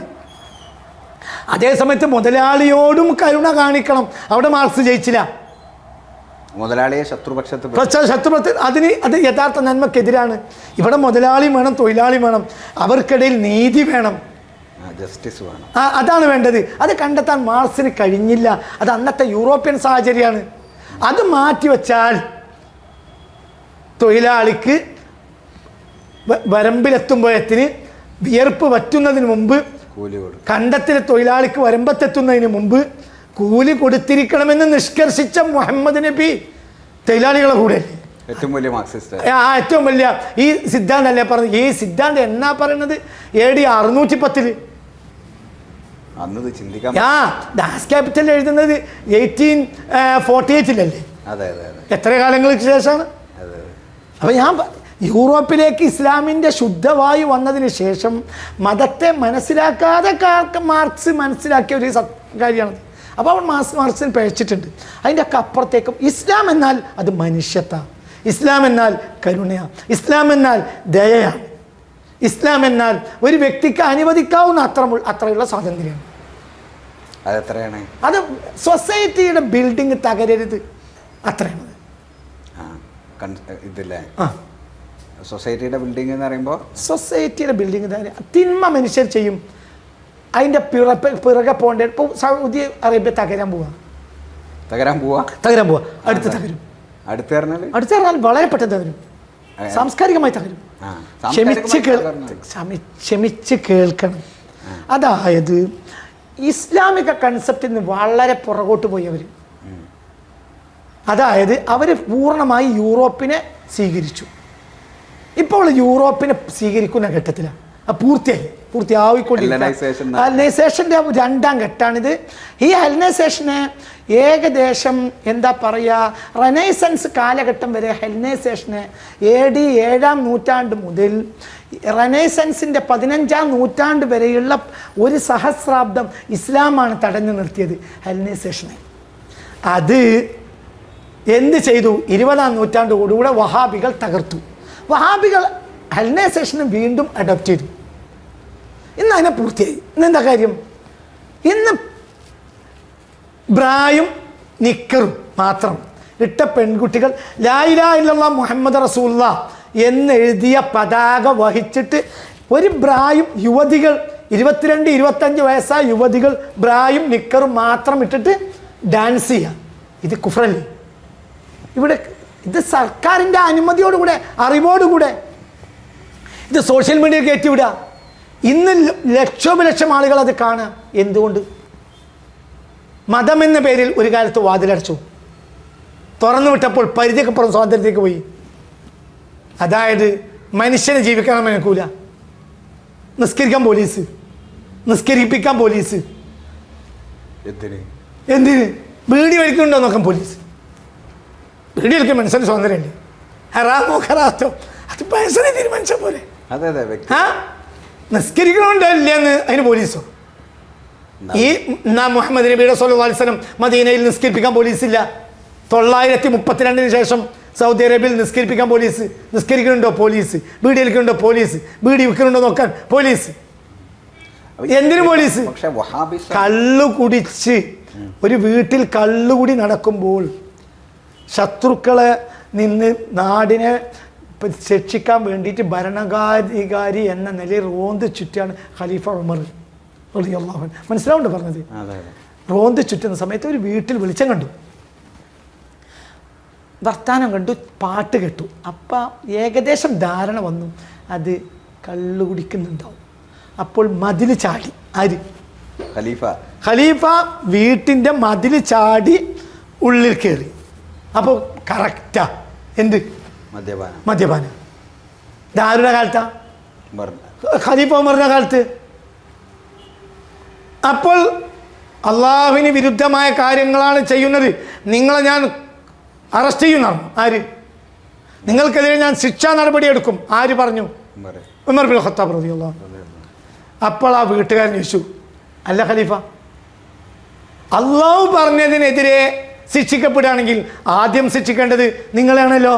അതിൻ്റെ വലാ തജസ്സസു, ചാരപ്പണി എടുക്കരുത് എന്ന് അള്ളാഹു പറഞ്ഞിട്ടില്ലേ? നിങ്ങളിപ്പോൾ ഞങ്ങൾ ഗേറ്റും അടച്ച് വാതിലടച്ചിട്ടാണ് ഈ പണിയെടുക്കുന്നത്. നിങ്ങളിത് മുട്ടി ഞങ്ങളെ ഉള്ളിൽ കയറി ഞങ്ങളെ സ്വാതന്ത്ര്യം നശിപ്പിച്ചത് തജസ്സുസ് അള്ളാഹ്ക്കെതിരല്ലേ? മാപ്പാക്കണം. ആര് പറഞ്ഞു? ശരിയാണ്, ഞാനാ തെറ്റാണ്, നിങ്ങളെ സ്വകാര്യത. അതിനർത്ഥം എന്താ? കള്ളുടിക്കൊണ്ടോ നോക്കാൻ ആരാവശ്യമില്ല? പോലീസ്. ഒരുത്തൻ കള്ളു കുടിച്ച് തെരുവിൽ പ്രശ്നം ഉണ്ടാക്കുകയാണെങ്കിൽ അവനെ പിടികൂടും. അള്ളാഹു സത്താറാണ്, പല തിന്മകളെയും അള്ളാഹു മറച്ചു വെക്കും. എന്തുകൊണ്ട് സാമൂഹിക ക്രമം മുന്നോട്ട് പോകണമെങ്കിൽ പല തിന്മകളും മറഞ്ഞു കിടക്കണം. ചിലത് അതിര് വിട്ടാൽ വെളിച്ചത്താക്കും, അപ്പോൾ ഭരണാധികാരിയും പോലീസും പിടികൂടും. ഇത് നിസ്കരിപ്പിക്കാൻ പോലീസ്, ഗീബത്ത് പറയണ്ടോ നോക്കാൻ പോലീസ്, ബീഡി വലിക്കണ്ടോ നോക്കാൻ പോലീസ്, നാലാൾ കൂടുതൽ സ്വല പറയണ്ടോ നോക്കാൻ പോലീസ്, എന്തിനൊക്കെ പോലീസ്. എന്നിട്ട് അവർ കാലിൻ്റെ മുക്കാൽ ഭാഗം ഇവിടെ ഒരു കുപ്പായൊക്കെ മുറിച്ച് ഇങ്ങനെ റോന്തിയിട്ട് നിസ്കാരത്തിന് ബാങ്ക് കൊടുത്താൽ കട അടക്കണമുണ്ടോ നോക്കാൻ പോലീസ്. പിന്നെ എന്ത് ചെയ്തു? ഈ അടുത്ത കാലത്ത് ആ ജനതയ്ക്ക് സ്വാതന്ത്ര്യം കിട്ടിയപ്പോൾ ഇപ്പോൾ ഒന്നിനുമില്ല. എന്നോടൊരാൾ പറഞ്ഞു, ഞാൻ കടവിട്ട് പോന്നു. എന്തുകൊണ്ട്? ആ കടയിൽ ഒരു അറബി പെണ്ണിനെയാണ് എന്ത് ചെയ്തു, പിന്നെ കൗണ്ടറിൽ ഇരുത്തിയത്. ചെറിയൊരു കടയാണ്, ഞങ്ങൾ 2-3 ആണുങ്ങളാണ്. ഈ ആണുങ്ങൾ സദാസമയവും സാധനം എടുക്കാൻ വേണ്ടി തിരിയുമ്പോൾ ഈ പെണ്ണിൻ്റെ ബാക്ക് സീറ്റിൽ തൊടാതെ മുന്നോട്ട് പോകില്ല. അപ്പം ഇതൊരു പ്രശ്നമല്ല. ഇപ്പം അവിടെ എത്തി, മനസ്സിലായില്ല? ഇപ്പം കൗണ്ടറിൽ ആരിയ്ക്കുന്നു? നമ്മളെ നാട്ടിൽ വരെ ഇല്ല. നമ്മളെ നാട്ടിൽ ഇപ്പോൾ ഇതൊക്കെയുള്ള ഒരു നിരപേക്ഷ സമൂഹമാണ് നമ്മൾ. അല്ലാതെ അത്ര വലിയ ഒരു ആവറേജ് ഭാരതീയമായ മൊറാലിറ്റി നമ്മുടെ നാട്ടിലുള്ളൂ. എന്നാലും നമ്മുടെ നാട്ടിൽ അങ്ങനെയല്ല. ഞാൻ ഉണ്ടെങ്കിൽ 4 ആൾ ആക്ഷേപിക്കണ്ടോ? എന്തോടൂ ഒരു പെണ്ണിനെ ബാക്ക് സീറ്റിൽ അങ്ങോട്ടും ഇങ്ങോട്ടും തിരിഞ്ഞു നടക്കുന്നത്, കടയിൽ വലുതാക്കി കൊണ്ടോടും. അപ്പുറത്തെ മാധവൻ പറയാലോ, പറയില്ലേ? മുഹമ്മദ് റസൂൽ പോകേണ്ട ആവശ്യമില്ല. കൃഷ്ണൻ പറയാലോ, തോമസ് പറയാലോ. എന്നോടൊരാൾ ഈ കഴിഞ്ഞ 2 ആഴ്ച മുമ്പ് പറയാണ്, എൻ്റെ കടയിൽ കഫീൽ കൊണ്ടുവന്ന് ഒരു അറബി പെണ്ണിനെ കൗണ്ടറിൽ ഇരുത്തി. ആകെ 3 ആൾക്ക് തിരിയാനുള്ള സ്ഥലമല്ല. അതാണ് ആ കൗണ്ടറിൽ ആര് നിൽക്കണം?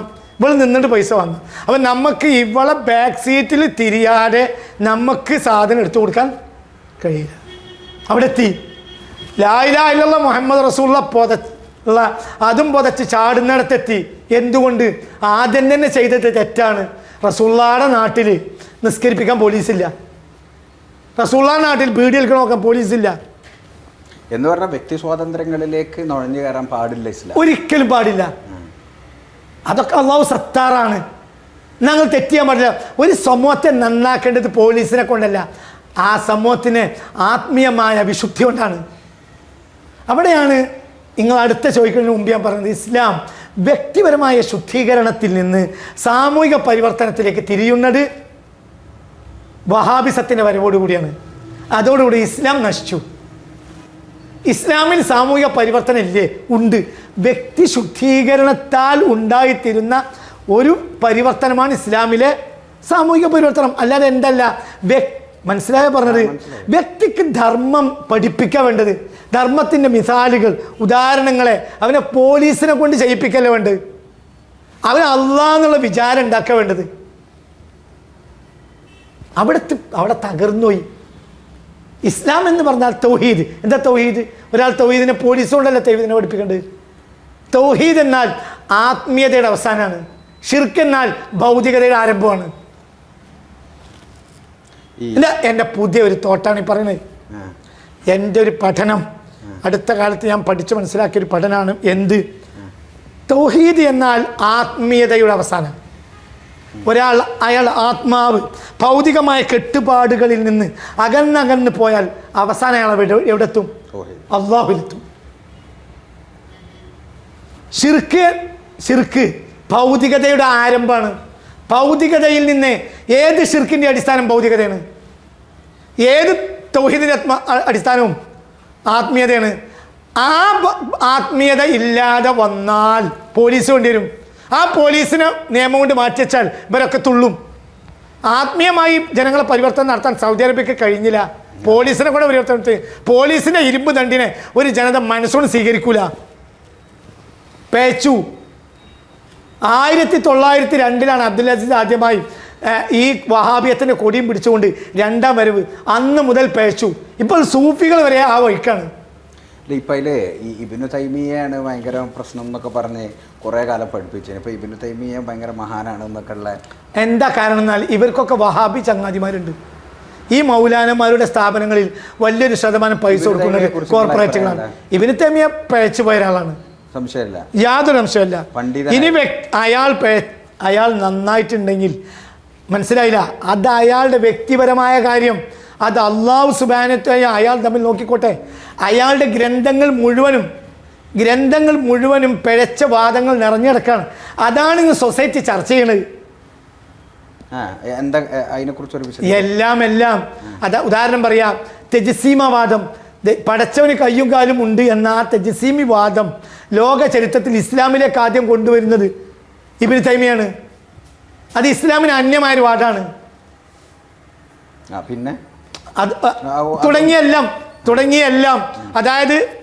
അതായത് മക്ബറകളിൽ സിയാറത്ത് ചെയ്യുന്നത് ശിർക്കാണെന്ന വാദം, തവസ്സുൽ ഇസ്തിഗാസ എല്ലാം ശിർക്കാണെന്ന വാദം.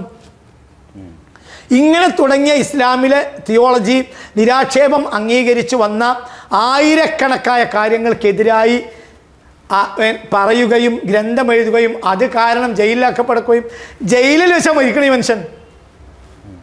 അങ്ങനെ അയാൾ പരസ്യമായി തൗബ ചെയ്തിരുന്നെങ്കിൽ മാപ്പ് കൊടുത്ത് പുറത്തു വിടണമല്ലോ. അതിൻ്റെ പേരിൽ എല്ലാ പണ്ഡിതന്മാർക്കും കൂടിയിരുന്നൊരു ഗ്രന്ഥം എഴുതാനും. അതായത് ഇന്ന് ലോകത്തിനെ പേപ്പിക്കാണ് ഇബ്നു തൈമിയുടെ നൂറുകണക്കിന് ഗ്രന്ഥങ്ങൾ. എന്നിട്ട് അയാൾ പേച്ചിട്ടില്ല എന്ന് പറയുന്നത് എന്തർത്ഥമുള്ളത്? അതിനിപ്പോൾ ഇതുവരെയുള്ള മുൻഗാമികൾ അത് കണ്ടെത്തിയിട്ടില്ല. ഇപ്പോൾ കണ്യത്വമൊക്കെ അടക്കമുള്ള സമസ്ത എഴുതി വെച്ചിട്ടുണ്ട് അയാളെ ഗ്രന്ഥങ്ങൾ പാരായണം ചെയ്യരുത്. അവരുടെ നമ്മുടെ മനഹജ് എന്ന് പറഞ്ഞാൽ ഇബ്നു ഹജർ മനഹജാണ്. ഇബ്നു ഹജർ പറഞ്ഞിട്ടുണ്ട് റഹ്മത്തുള്ളാഹി അലൈഹി, അദ്ദേഹം പിഴച്ചവനും പിഴപ്പിക്കുന്നവനുമാണ്. അത് 100% സത്യമാണ്. അപ്പം ഇബ്നു തൈമിയയിലേക്ക് തിരിഞ്ഞു നോക്കേണ്ട ഒരു ആവശ്യം സുന്നികൾക്കില്ല. പക്ഷെ അങ്ങനത്തെ വാദങ്ങളൊക്കെ ഉണ്ടാകണ്ടേ ഇബ്നു തൈമിയ? അതൊക്കെ ഈ പുതിയ മുതലാളിമാരെ തൃപ്തിപ്പെടുത്താൻ വേണ്ടിയാണ്. ഇപ്പം ഈ സൗദി എന്ന് മാത്രമല്ല, പുതിയ കോർപ്പറേറ്റുകൾ, ആ കോർപ്പറേറ്റുകൾക്ക് മുഴുവനും പൊളിറ്റിക്കലി എക്കണോമിക്കലി താല്പര്യമാണ് എന്തിൻ്റെ പിന്നിൽ. ഇബ്നു തൈമിയയെ വെള്ളപൂശുന്ന ആര് വെള്ളപൂശിയാലും അതിൻ്റെ പിന്നിൽ പൊളിറ്റിക്കലി ആൻഡ് എക്കണോമിക്കലി താല്പര്യമാണ്. എന്താണ് അപ്പം ഒന്ന് രാഷ്ട്രീയക്കാർക്കോട് മൃദു സമീപനം എടുത്തിട്ട് അവരുടെ ആ രാഷ്ട്രീയക്കാർ, ഇപ്പോൾ ഉദാഹരണം മുസ്ലിം രാഷ്ട്രീയം അധികാരത്തിൽ വരുമ്പോൾ അവരിൽ നിന്ന് പങ്കുപറ്റുക, അവരോട് പരമാവധി മൂളുക. പിന്നെ കോർപ്പറേറ്റുകളെ സംബന്ധിച്ചിടത്തോളം സുന്നിയും മുജാഹിദൊന്നും ഇവിടെ ഇല്ലാതെ ആകുക എന്നുള്ളതാണ് ആവശ്യം. നമുക്കും അത് തന്നെയാണ് ആവശ്യം, സുന്നി മുജൊന്നും ഇല്ലാതെ ആകുക. എന്നിട്ട് എല്ലാവരും അഹ്ലു സുന്ന എന്ന വഹാബിസം ഇല്ലാത്ത അടിസ്ഥാനത്തിലേക്ക് മടങ്ങുക. അതിന് തയ്യാറുമില്ല. രാവും പകലും വഹാബികൾ സുന്നികൾക്കെതിരെ മുശ്രിക്കാന്ന് പറഞ്ഞ് നടക്കുക. എന്നിട്ട് ഇബ്നു തൈമിയ മഹാനാന്ന് പറയാ. ഇതിൻ്റെ ആവശ്യം എന്താ? അപ്പം ഇപ്പോൾ ചില മൗലാനമാർ എന്ന് പറയപ്പെടുന്ന ആനമാർ ഇങ്ങനെ പറയുന്നുണ്ട്. എന്ത്? ഇബ്നു തൈമിയ പേച്ചു നന്നായി. നിലവിലെ സാഹചര്യത്തിൽ നമുക്കത് നോക്കേണ്ട ഒരു ആവശ്യം ഇല്ല. കാരണം അയാളുടെ ഗ്രന്ഥങ്ങൾ, ബാക്കി അള്ളാഹു അയാൾ തമ്മിലുള്ള പ്രശ്നം അത് വേറെ വിഷയം. നമ്മൾ നോക്കേണ്ട ആവശ്യമില്ല. അയാളുടെ ഗ്രന്ഥങ്ങൾ ഇന്നും കോടാനക്കോടികളെ പേപ്പിച്ചുകൊണ്ടിരിക്കുകയാണ്. അയാളുടെ ഗ്രന്ഥത്തിൽ മനസ്സിലാക്കി ഇവിടെ ISIS വന്നു. ISISന്റെ ഡാസ് ക്യാപിറ്റലായി കൊണ്ടുവരുന്നത് എന്താ? കിതാബ് തൗഹീദ്. ആരുടെ?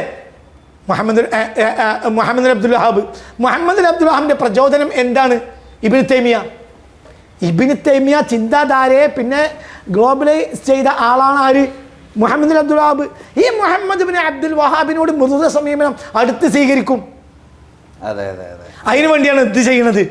ഇപ്പോൾ ഇബ്നു തൈമിയയെ വെളുപ്പിച്ചാൽ ഇബ്നു തൈമിയ പറഞ്ഞതല്ലേ മുഹമ്മദ് ബിൻ അബ്ദുൽ വഹാബ് പറഞ്ഞിട്ടുള്ളൂ. അപ്പോൾ ഇബ്നു തൈമിയ നമ്മൾ മാമോദിസ മുഖ്യ സ്ഥിതിക്ക് അബ്ദുല്ലാഹിനെ നമുക്ക് പെട്ടെന്ന് മാമോദിസ മുക്കാം. അപ്പോൾ എല്ലാവരും ഒരു കുപ്പിയിലും ചാടും. ഏതാണ് ആ കുപ്പി? വഹാബിയത്തിൻ്റെ കുപ്പി. അവിടെയാണ് പൊളിറ്റിക്സിന് വിജയം. ആ പൊളിറ്റിക്സുകാരെ മുന്നിൽ മൂളണ പണിയാണ് ആർക്ക്? ഈ മൗലാന എന്ന ആനമാർക്ക്. ഈ കോർപ്പറേറ്റുകൾക്ക് ആളാവുന്ന പണിയാണ്. കോർപ്പറേറ്റുകളെ പൈസ പറ്റുക, അതാണ് അവരുടെ താല്പര്യം. ഒരു പണ്ഡിത ധർമ്മമല്ല ഈ നിർവഹിക്കുന്നത്. അപ്പോൾ സമസ്തനാണോ പറയണത്? അല്ല, സമസ്തയോ സമസ്താനയോ എന്ന കണക്കൊന്നും ഇവിടെ ഇല്ല. അത് ആര് പറഞ്ഞാലും സമസ്തയിലെ ഒരു പണ്ഡിതൻ അങ്ങനെ പറഞ്ഞതായി ഞാൻ കേട്ടിട്ടില്ല. അതേ സമയത്ത് പിന്നെ മറ്റു വിഭാഗങ്ങൾ എന്നൊക്കെ പറഞ്ഞ് ഞാൻ കേട്ടിട്ടുണ്ട്. ഞാൻ അവരുടെ പേരൊന്നും ഇവിടെ പറയുന്നില്ല, അവരെ ആക്ഷേപിക്കേണ്ട ലക്ഷ്യമല്ല. പിന്നെ വേണ്ടി വന്നാൽ പറയേണ്ടി വരും. അങ്ങനെയൊന്നും വരരുതെന്ന് എൻ്റെ വിശ്വാസം. വേണ്ടി വന്നാൽ അവരൊന്നും നമുക്ക് വലിപ്പേറില്ല. നമ്മൾ ജനത്തെ പേപ്പിച്ച ഒരാളെ നമ്മൾ കൊണ്ട് നടക്കരുത്.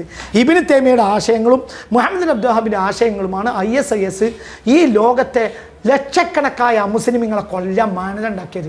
ഇവരെ നമ്മൾ എന്തിനു വിളിപ്പിക്കണം? ഒന്നും കൂടി പറഞ്ഞ് നിങ്ങൾ കേൾക്കി. ലക്ഷക്കണക്കായ അമുസ്ലിമീങ്ങളെയും മുസ്ലിമീങ്ങളെയും കൊല്ലാൻ ISISനെ പ്രചോദനമായത് മുഹമ്മദ് അബ്ദുൽ വഹാബിൻ്റെയും ഇബ്നു തൈമിയയുടെയും ആശയങ്ങളാണ്. 40,000 സ്ഥലത്താണ് ISIS പുസ്തകങ്ങളിൽ ഇബ്നു തൈമിയുടെ പേരാവർത്തിച്ച് ഷെയ്ഖുൽ ഇസ്ലാം എന്നതോടുകൂടെ ഷെയ്ഖുൽ ഇസ്ലാം എന്നതോടുകൂടെ 40,000 സ്ഥലത്ത് ISIS അവരുടെ ഗ്രന്ഥങ്ങളിൽ ഇബ്നു തൈമിയുടെ പേര് ആവർത്തിച്ചിട്ടുണ്ട്. ആ ഇബ്നു തൈമിയെ നമ്മൾ എന്തിനു വെളുപ്പിക്കണം? ഈ വെളുപ്പിച്ചാൽ നമ്മൾ ഈ ചോരക്ക് എന്ത് മറുപടി പറയാം? ലക്ഷക്കണക്കിന് മുസ്ലിങ്ങളെയും ISIS കൊല്ലാൻ വാനിതുണ്ടാക്കിയ 2 ആളെയാണ്. ഒന്ന് ഇബ്നു തൈമിയ, ഒന്ന് മുഹമ്മദ് അബ്ദുൽ വഹാബ്. ഇവരെ എന്തിനു നമ്മൾ ഒളിപ്പിക്കുന്നത്? ഈ സാധുക്കളായ മുസ്ലിങ്ങളെയും ചോരക്ക് ആരെ കണക്ക് പറയാ? ഞാൻ പേച്ചോ നന്നായോ ഈ ചോരക്ക് അയാളാണല്ലോ കാരണം. അതെ അതെ അതെ. അപ്പൊ ഈ വഹാബിസം ഒരു ശരിക്കും ഇസ്ലാമിൽ ഒരു വലിയ അപകടകരമായ ലോക ചരിത്രത്തിൽ ഇന്ന് വരെ ഇസ്ലാമിന് വന്ന അപകടം വഹാബിസാണ്. ഏറ്റവും പ്രധാനപ്പെട്ട അപകടം വഹാബിസാണ്. എന്തുകൊണ്ട്? ഒരു കാലത്ത് ഖവാരിജൊക്കെ ഉണ്ടായിട്ടുണ്ട്. അവരെ തടഞ്ഞു നിർത്തി ഇല്ലാതാക്കാൻ അന്നത്തെ ഉലമാക്കൾ കഴിഞ്ഞിട്ട് ഇന്ന് ഉലമാക്കൾ ആകാൻ ശ്രമിക്കാണ്. എന്ത് ഇതാകാൻ ശ്രമിക്കാണ്. 100%. ഇന്നത്തെ സൂഫികളിൽ തന്നെ 90% സലഫികളാണ്. സൂഫികൾ ഈ സമസ്തയില് ഇവർ കയറിയിട്ടുണ്ടെന്ന് പറഞ്ഞ നിങ്ങളൊരു പ്രസംഗം ഞാൻ കേട്ടു. നിങ്ങൾ സമദാനിനെ ചെയ്തറിയാൻ വേണ്ടിയിട്ട് ഞാൻ അങ്ങനെ പഴയ പ്രസംഗമാണ്, അതിലുള്ളതാണോ അറിയില്ല. അല്ല, എനിക്ക് പിന്നെ അല്ലാത്ത വേറൊരു ദാനി ഇവരോടൊന്നും വേറോ ഇഷ്ടോ ഒന്നുമില്ല. അവരോടൊന്നും എനിക്ക് വിരോധം. ഇവരൊക്കെ ഇവിടെ പ്രൊമോട്ട് ചെയ്തുകൊണ്ടിരുന്ന സാധനമാണ് എന്ത്? വഹാബിസം. അത് മുസ്ലിങ്ങൾക്ക് ആപത്താണ്. അത് ഇപ്പോൾ മനസ്സിലാക്കിയില്ലെങ്കിൽ പിന്നീട് മനസ്സിലാകും. അല്ല, ഇസ്ലാം ഇപ്പൊ രാഷ്ട്രീയ ഇസ്ലാമിനെ, ഒരു തീവ്രവാദ ഇസ്ലാമിനെ പുതിയ ഒരു രാഷ്ട്രീയ സാഹചര്യത്തിൽ മുസ്ലിം രാഷ്ട്രീയം കയറ്റിയിട്ടുണ്ട്. അതിന്റെ ദുരന്തം വലുതാണ്. മൗദൂദിയെ തൊട്ടാൽ നിങ്ങൾ RSSുമായി ടൈപ്പ് ചെയ്താൽ പോലും മൗദൂദിയും RSSുമായി ടൈപ്പ് ചെയ്താൽ മുസ്ലിങ്ങൾക്ക് ഒരു നഷ്ടം വരാൻ പോണില്ല. ഞാൻ ടൈപ്പ് ചെയ്യാൻ പറയല്ല. അതായത് ഒരു പ്രത്യേകമായ RSS എന്നത് 100 വർഷമായി ഇന്ത്യയിൽ നിലനിൽക്കുന്ന സംഘടനയല്ലേ? ആണോ? അല്ലേ? ഇവിടെ ഭൂരിപക്ഷ വർഗീയരുടെ ഭാഗത്ത് നിൽക്കുന്ന ഒരു സാധനമല്ലേ? അവരുമായി മുസ്ലിങ്ങൾ യോജിക്കാവുന്ന കാര്യങ്ങളിലൊക്കെ നമ്മളൊരു രാജ്യത്തെ പൗരന്മാർ, അവർ നമ്മളെ പൗരന്മാരല്ലേ? നമ്മൾ ഈ രാജ്യത്തെ പൗരന്മാരാണല്ലോ. നമ്മൾ തമ്മിൽ എല്ലാ ഇന്ത്യക്കാരും എല്ലാ നമ്മുടെ സഹോദരന്മാരാണെന്ന് എല്ലാ ആഗസ്റ്റ് 15-നും ജനുവരി 26-നും നമ്മൾ പറയാറുണ്ടല്ലോ. അപ്പോൾ RSS ഉദാഹരണമാണ്. ആളുകളെയും കൂട്ടിയിരുത്തി മുസ്ലിം നേതാക്കന്മാർ നമുക്ക് യോജിക്കാവുന്ന യോജിച്ച് നമുക്ക് മുന്നോട്ട് പോകണമെന്ന് പറഞ്ഞാൽ ഒരു പ്രശ്നമില്ല. RSS ഒരിക്കലും ഇസ്ലാമിൻ്റെ ഉള്ളിൽ കയറില്ല, ഇസ്ലാം ഒരിക്കലും RSSൻ്റെ ഉള്ളിൽ കയറില്ല. രണ്ടിനും രണ്ടായിട്ട് മുന്നോട്ട് പോകാം. അതേ സമയത്ത് മൗദൂദിസത്തെ മുസ്ലിം രാഷ്ട്രീയം ഇപ്പോൾ ഉള്ളിൽ കയറ്റിയിട്ടുണ്ട്. അതിൻ്റെ ദുരന്തം ആത്മഹത്യാപരമായിരിക്കും. എന്താണ് അങ്ങനെ? അത് മുസ്ലിം യൂത്തിൽ മുഴുവൻ തീവ്രവാദം അടിച്ചു കയറും. അത് ഈ വഹാബിസവും മൗദൂദിസവും തമ്മിൽ വ്യത്യാസമല്ലേ? വഹാബിസം മൗദൂദിസം ഒന്നാ. തിയോളജിക്കലി വഹാബിസമാണ് മൗദൂദിസം. അതിൽ പൊളിറ്റിക്കലി കൺസെപ്റ്റ് വേറിട്ടെടുത്തതാണ് എന്ത്? മൗദൂദിസം. അതായത് മുജാഹിദിന്റെ പൊളിറ്റിക്സ് പ്രകടമല്ല, ഉള്ളു കൂടിയ കളിക്കുക. മൗദൂദിയുടെ പൊളിറ്റിക്സോ പ്രകടമാണ്. ഇത്ര വ്യത്യാസമുള്ളൂ. അബുൽ അല മൗദൂദി ഏറ്റവും വലിയ തീവ്രവാദിയാണ്. അയാൾ അനുയായികളെ അംഗീകരിക്കാനേ പാടില്ല. വലിയ ദുരന്തം വരും. എന്താണ് നമ്മുടെ യൂത്ത് തിയോളജിക്കലി നമ്മൾ മാറും. നമ്മുടെ യൂത്ത് നിലപാട് മാറും, എല്ലാം മാറും. അതായത് ജമാഅത്തിനെ ഉള്ളിൽ കയറ്റിയാലോ അത് 2 കൊല്ലം കൊണ്ട് ഒരു ഫലം കാണും. എന്താണ് അതിന്റെ ഫലം? നമ്മളെ യൂത്തിന്റെ നിലപാട് മാറും, നമ്മുടെ നിലപാട് മാറും, നമ്മുടെ അയൽക്കാരനോട് നിലപാട് മാറും, ഒക്കെ മാറും. പിന്നെ ഇന്ത്യ ഒരു ഭ്രാന്താലയമാവും. അള്ളാഹു കാക്കട്ടെ. ഞാൻ ഏറ്റവും ഭയപ്പെടുന്ന അവസരമാണ്. ഞാനിപ്പോ ചോദിക്കണതേ, പിന്നെ ചിലർ പറയും CPM മൗദൂദിസത്തെ കൊണ്ടുനടന്നിട്ടില്ലേ? CPM കൊണ്ടുനടന്ന് CPM ആരും കൊണ്ടുനടക്കും. അത് അകത്തേക്ക് കയറ്റൂല. CPM എന്നാണ് സാധനം. CPI പോലും ഉള്ളിൽ കയറ്റാത്ത സാധനം എങ്ങനെ ജമാഅത്തിനെ കയറ്റും? അങ്ങനെയല്ല മുസ്ലിങ്ങൾ കൊണ്ടുനടന്നാൽ അത് അപകടം ചെയ്യും. എന്റെ ചോദ്യം അതല്ല. ഇപ്പം വലിയ തോതിൽ മുസ്ലിങ്ങൾ ആക്രമിക്കപ്പെടുന്ന ഒരു രാജ്യമാണല്ലോ ഇന്ത്യ എന്ന് പറഞ്ഞപ്പോൾ നിങ്ങൾ പറഞ്ഞു ഇന്ത്യയിൽ മുസ്ലിങ്ങൾക്ക് ജീവിക്കാൻ ഭയങ്കര. പക്ഷേ പൊളിറ്റിക്കലി നോക്കുമ്പോൾ ബാബരി മസ്ജിദ് പൊളിച്ച സ്ഥലത്ത് ഇപ്പം രാമക്ഷേത്രം വന്നേ, രണ്ടാമത് ഇന്ത്യയിൽ പശുവിൻ്റെ പേരിൽ മുസ്ലിങ്ങൾ കൊല്ലപ്പെടുന്നത്, എത്രയോ വർഗീയ കലാപങ്ങൾ ഉണ്ടാകുന്നത്, ആസാമിലെ മുസ്ലിങ്ങൾക്ക് ബഹുഭാര്യത്വം നിരോധിച്ച നിയമം UCC വരുന്ന പൗരത്വ പ്രശ്നങ്ങളുടെ ഇതൊക്കെ ഉണ്ടാകുന്ന ഒരു രാജ്യത്ത് നമ്മൾ ഈ ഈ മുജാഹിദ് ജമായത്ത് വന്നാൽ പ്രശ്നം അവരാശയപരമായി നേരിട്ടുകൊണ്ട് ഒരു ഉമ്മത്തീയത വേണം എന്നുള്ളൊരു അഭിപ്രായങ്ങൾക്കില്ലേ? 100% വേണ്ടേ? എൻ്റെ ഉമ്മത്തീയത ഒരു ഉമ്മത്തീയത മാത്രമല്ല. നിങ്ങൾ ഇതൊക്കെ പറയുമ്പോൾ മനസ്സിലാക്കേണ്ട ഒരു കാര്യം, 140 ചില്ലാനം കോടി ജനങ്ങൾക്കിടയിൽ നടക്കുന്ന അസ്വാരസ്യങ്ങളും ഭരണം കൂടെ വേറൊരു മാർഗത്തേക്ക് നീങ്ങിയപ്പോൾ ഉണ്ടായ ചില പ്രശ്നങ്ങളും, പിന്നെ സെക്യുലറിസം മരിച്ചതുകൊണ്ടുണ്ടായിരിക്കുന്ന പ്രശ്നങ്ങളും, കോൺഗ്രസിൻ്റെ ശക്തി ക്ഷയിച്ചതുകൊണ്ടായ പ്രശ്നങ്ങളും, കമ്മ്യൂണിസം ഒരു ജനാധിപത്യ ഐഡിയോളജിയായി ഒരു ഇന്ത്യ രാജ്യത്ത് വളർന്നു വരേണ്ട വിധത്തിൽ വളർന്നു വരാത്ത പ്രശ്നങ്ങളൊക്കെയാണ് നിലവിൽ ഇതിൻ്റെയൊക്കെ വളർന്നു വരാനുള്ള സാഹചര്യം. അതേ സമയത്ത് 90% 90% ഹിന്ദുക്കളും ക്രിസ്ത്യാനികളും ഇന്നും ജനാധിപത്യവും നന്മയും മതനിരപേക്ഷതയും പരസ്പരമുള്ള ബഹുമാനവും നിലനിൽക്കണമെന്ന് ആഗ്രഹിക്കുന്നുണ്ടോ ഇല്ലേ? ആ രാജ്യത്ത് എന്തിനാണ് നിങ്ങൾ തീവ്രവാദികളെ വളർത്തുന്നത്? ഞാൻ പറയുന്നത് നിങ്ങൾ മനസ്സിലാക്കി. ഞാൻ പറയുന്നത് ഈ ആളുകളെല്ലാം തമ്മിൽ യോജിക്കാവുന്നിടത്തൊക്കെ നമുക്ക് യോജിപ്പിക്കാം, അതൊക്കെ ചെയ്യാം. പക്ഷേ ആകെ ജമാഅത്തെ ഇസ്ലാമിക്ക് കേരളത്തിലുള്ളത് 2000 മെമ്പർമാരാണ്. പക്ഷേ അതിന് കൂട്ടലുണ്ടാവുന്ന അപകടം 2000 കൊല്ലത്തെ പ്രശ്നമാവില്ല. റുക്കിനുകൾ എന്ന് പറഞ്ഞാൽ ആകെ 2000 ആളുകളാണ്. ഈ 2000 ആളുകളെ നമ്മൾ തൽക്കാലം ഉള്ളിൽ കയറ്റിയാൽ നമ്മളെ മുസ്ലിം രാഷ്ട്രീയ കക്ഷികളിൽ ചില പ്രഭാഷകരുണ്ടായിട്ടല്ലോ, 1000 തെരഞ്ഞെടുപ്പിൽ തോറ്റാലും ഒരു ജമാഅത്തെ ഇസ്ലാമിയുടെ വോട്ട് ഞങ്ങൾ സ്വീകരിക്കൂല. എവിടെ പോയി വരും? ഞാൻ ചോദിക്കട്ടെ, സാഹചര്യം മാറിയില്ലെന്ന്? ഒരിക്കലും മാറിയിട്ടില്ല. സാഹചര്യം മാറിയിട്ടേ ഇല്ല.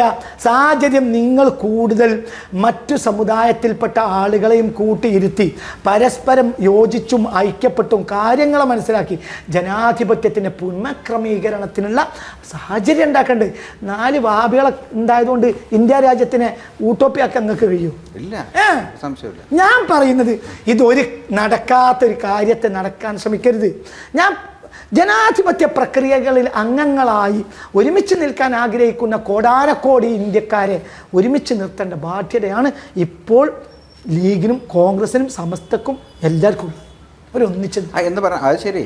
മതനിരപേക്ഷ സമൂഹത്തെ ഒരുമിച്ച് നിർത്തിപ്പോലാണ് അത്തരം കാര്യങ്ങൾ വഹാബികൾ ഉണ്ടായതുകൊണ്ട് ഒരു പ്രശ്നവും ഇല്ല. പക്ഷേ പൊളിറ്റിക്കലി വഹാബിസം ആണ് മൗദൂദിസം. അതാണ് അപകടം.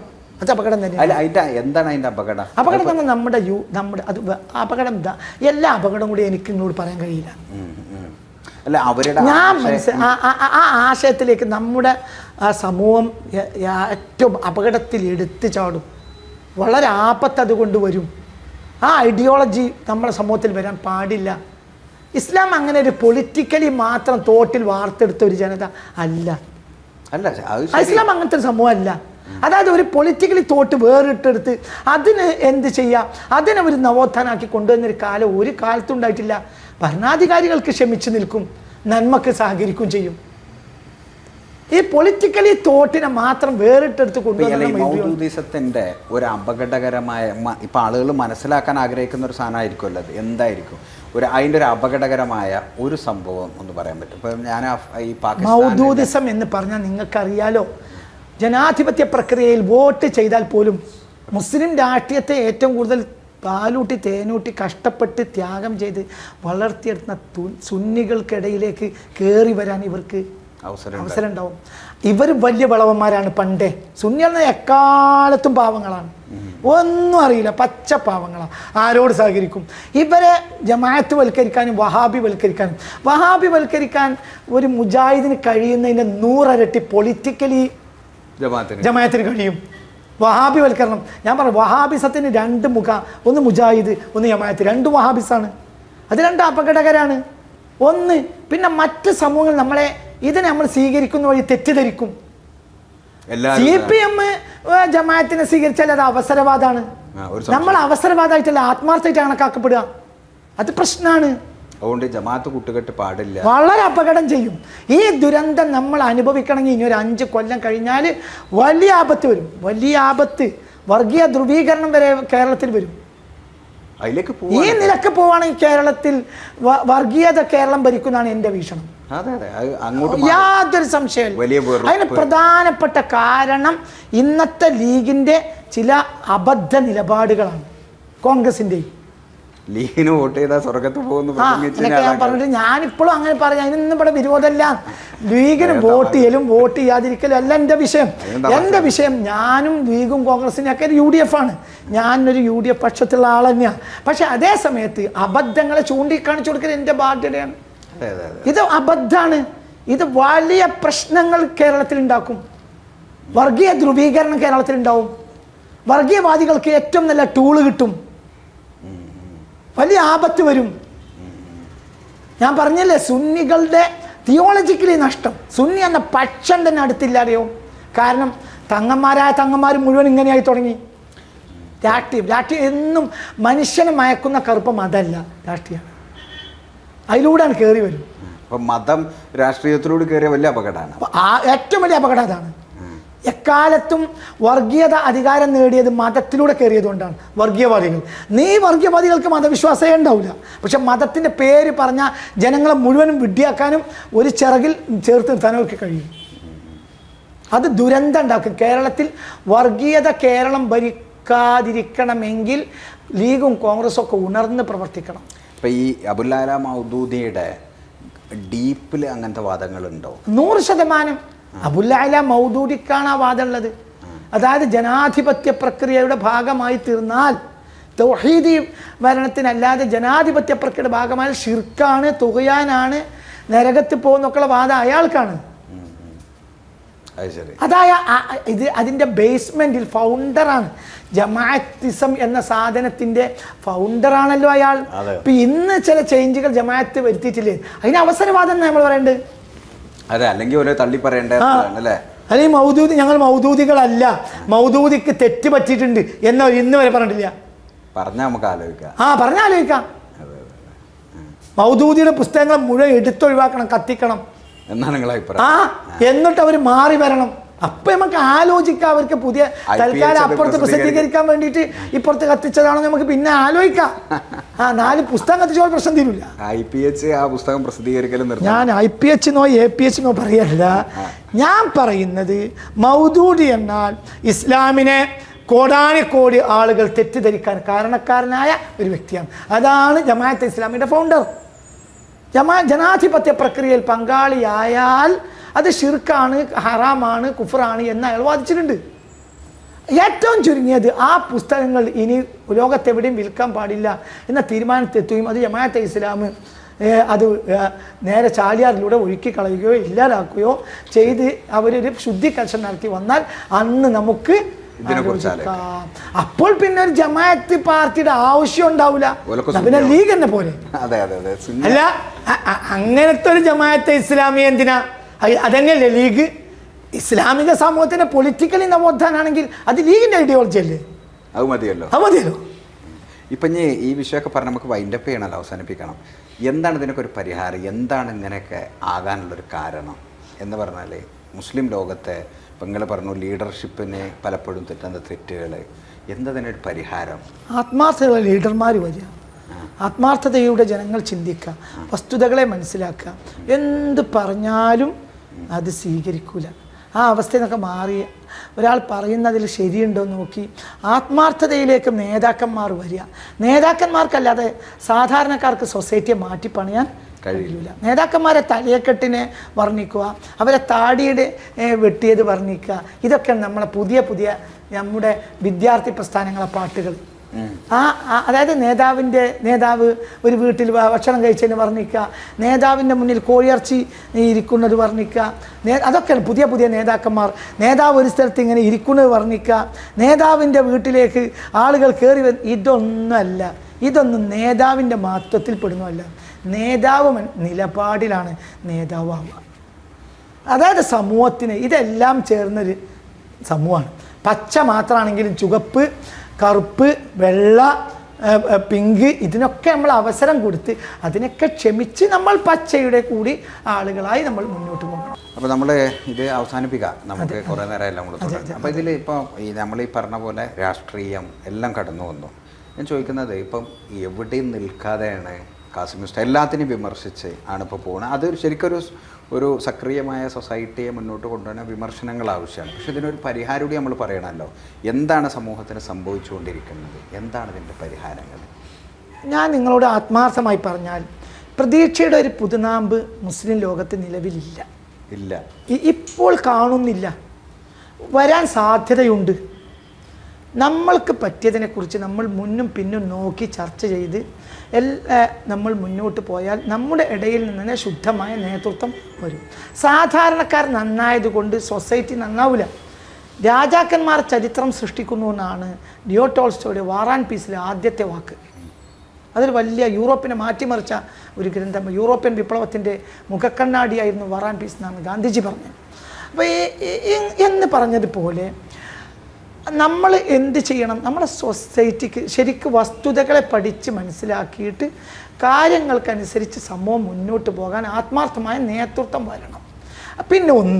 പിന്നെ വിമർശനാത്മകമായ ചർച്ചകൾ വരണം. അപ്പം നിങ്ങൾ പറഞ്ഞു നിങ്ങൾ എന്തിനും വിമർശിക്കുന്നു എന്ന നിലക്ക് നോക്കിക്കാണുന്നത്. ഞാനൊരു സമൂഹത്തിൻ്റെ ഗുണകാംക്ഷിയാണ്, ഒരു മതനിരപേക്ഷ ഇന്ത്യയുടെ ഗുണകാംക്ഷി. അപ്പോൾ എനിക്ക് ഹിന്ദുവിനെയും സ്വീകരിക്കേണ്ടി വരും, ക്രിസ്ത്യാനിയെ അതാണ് ഞാൻ കണ്ട ഇന്ത്യ. പറഞ്ഞാൽ മൗലാന മുഹമ്മദിനും മൗലാന ഷൗക്കത്ത് അലി ജൗഹറും പിന്നെ ഗാന്ധിജിയും തോളിൽ കൈയിട്ട് നടന്ന ഇന്ത്യയാണ്. അതെനിക്ക് മറക്കാൻ കഴിയില്ല. അതേപോലെ തന്നെ കുഞ്ഞാലി മരക്കാന്മാരും നായർ പടയാളികളും തോളും അതാണ് ഞാൻ കണ്ട ഇന്ത്യ. അതെനിക്ക് ഒഴിവാക്കാൻ കഴിയില്ല. അപ്പോൾ ആ ഇന്ത്യയാണ് യഥാർത്ഥ ഇന്ത്യ. അതിവിടെ ഉണ്ടാവണമെങ്കിൽ നമ്മൾ കഴിഞ്ഞ കാലഘട്ടത്തിൽ എന്തൊക്കെ നടന്നു പഠിക്കാൻ തയ്യാറാകണം. 1900 ശേഷം, അതായത് 20-ാം നൂറ്റാണ്ടും 21-ാം നൂറ്റാണ്ടിലെ ഇതുവരെയും മുസ്ലിം ഐഡിയോളജിയുടെ മൊത്തം, അതായത് പുതിയ ഐഡിയോളജിയുടെ പിതാക്കന്മാർ വഹാബികളാണ്. ലോക ഇസ്ലാമിനെ ഇന്ന് നിയന്ത്രിക്കുന്ന വഹാബികളാണ്.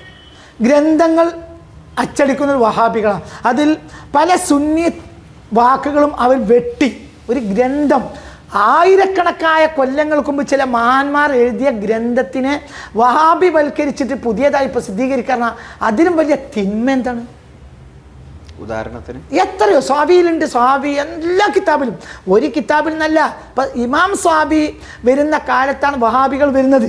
ആ കാലത്ത് വഹാബികൾ ലോകത്തെ ഏറ്റവും വലിയ തിന്മയാണെന്ന് ഇമാം സ്വാബി AD 18-ാം നൂറ്റാണ്ടിൽ എഴുതി വെച്ചിട്ടുണ്ട്. ഇന്ന് പുതിയ മക്കയിൽ നിന്നും മദീനയിൽ നിന്നും വരുന്ന സ്വാബിയിൽ അതില്ല. കൈകടത്തി വിട്ടുക,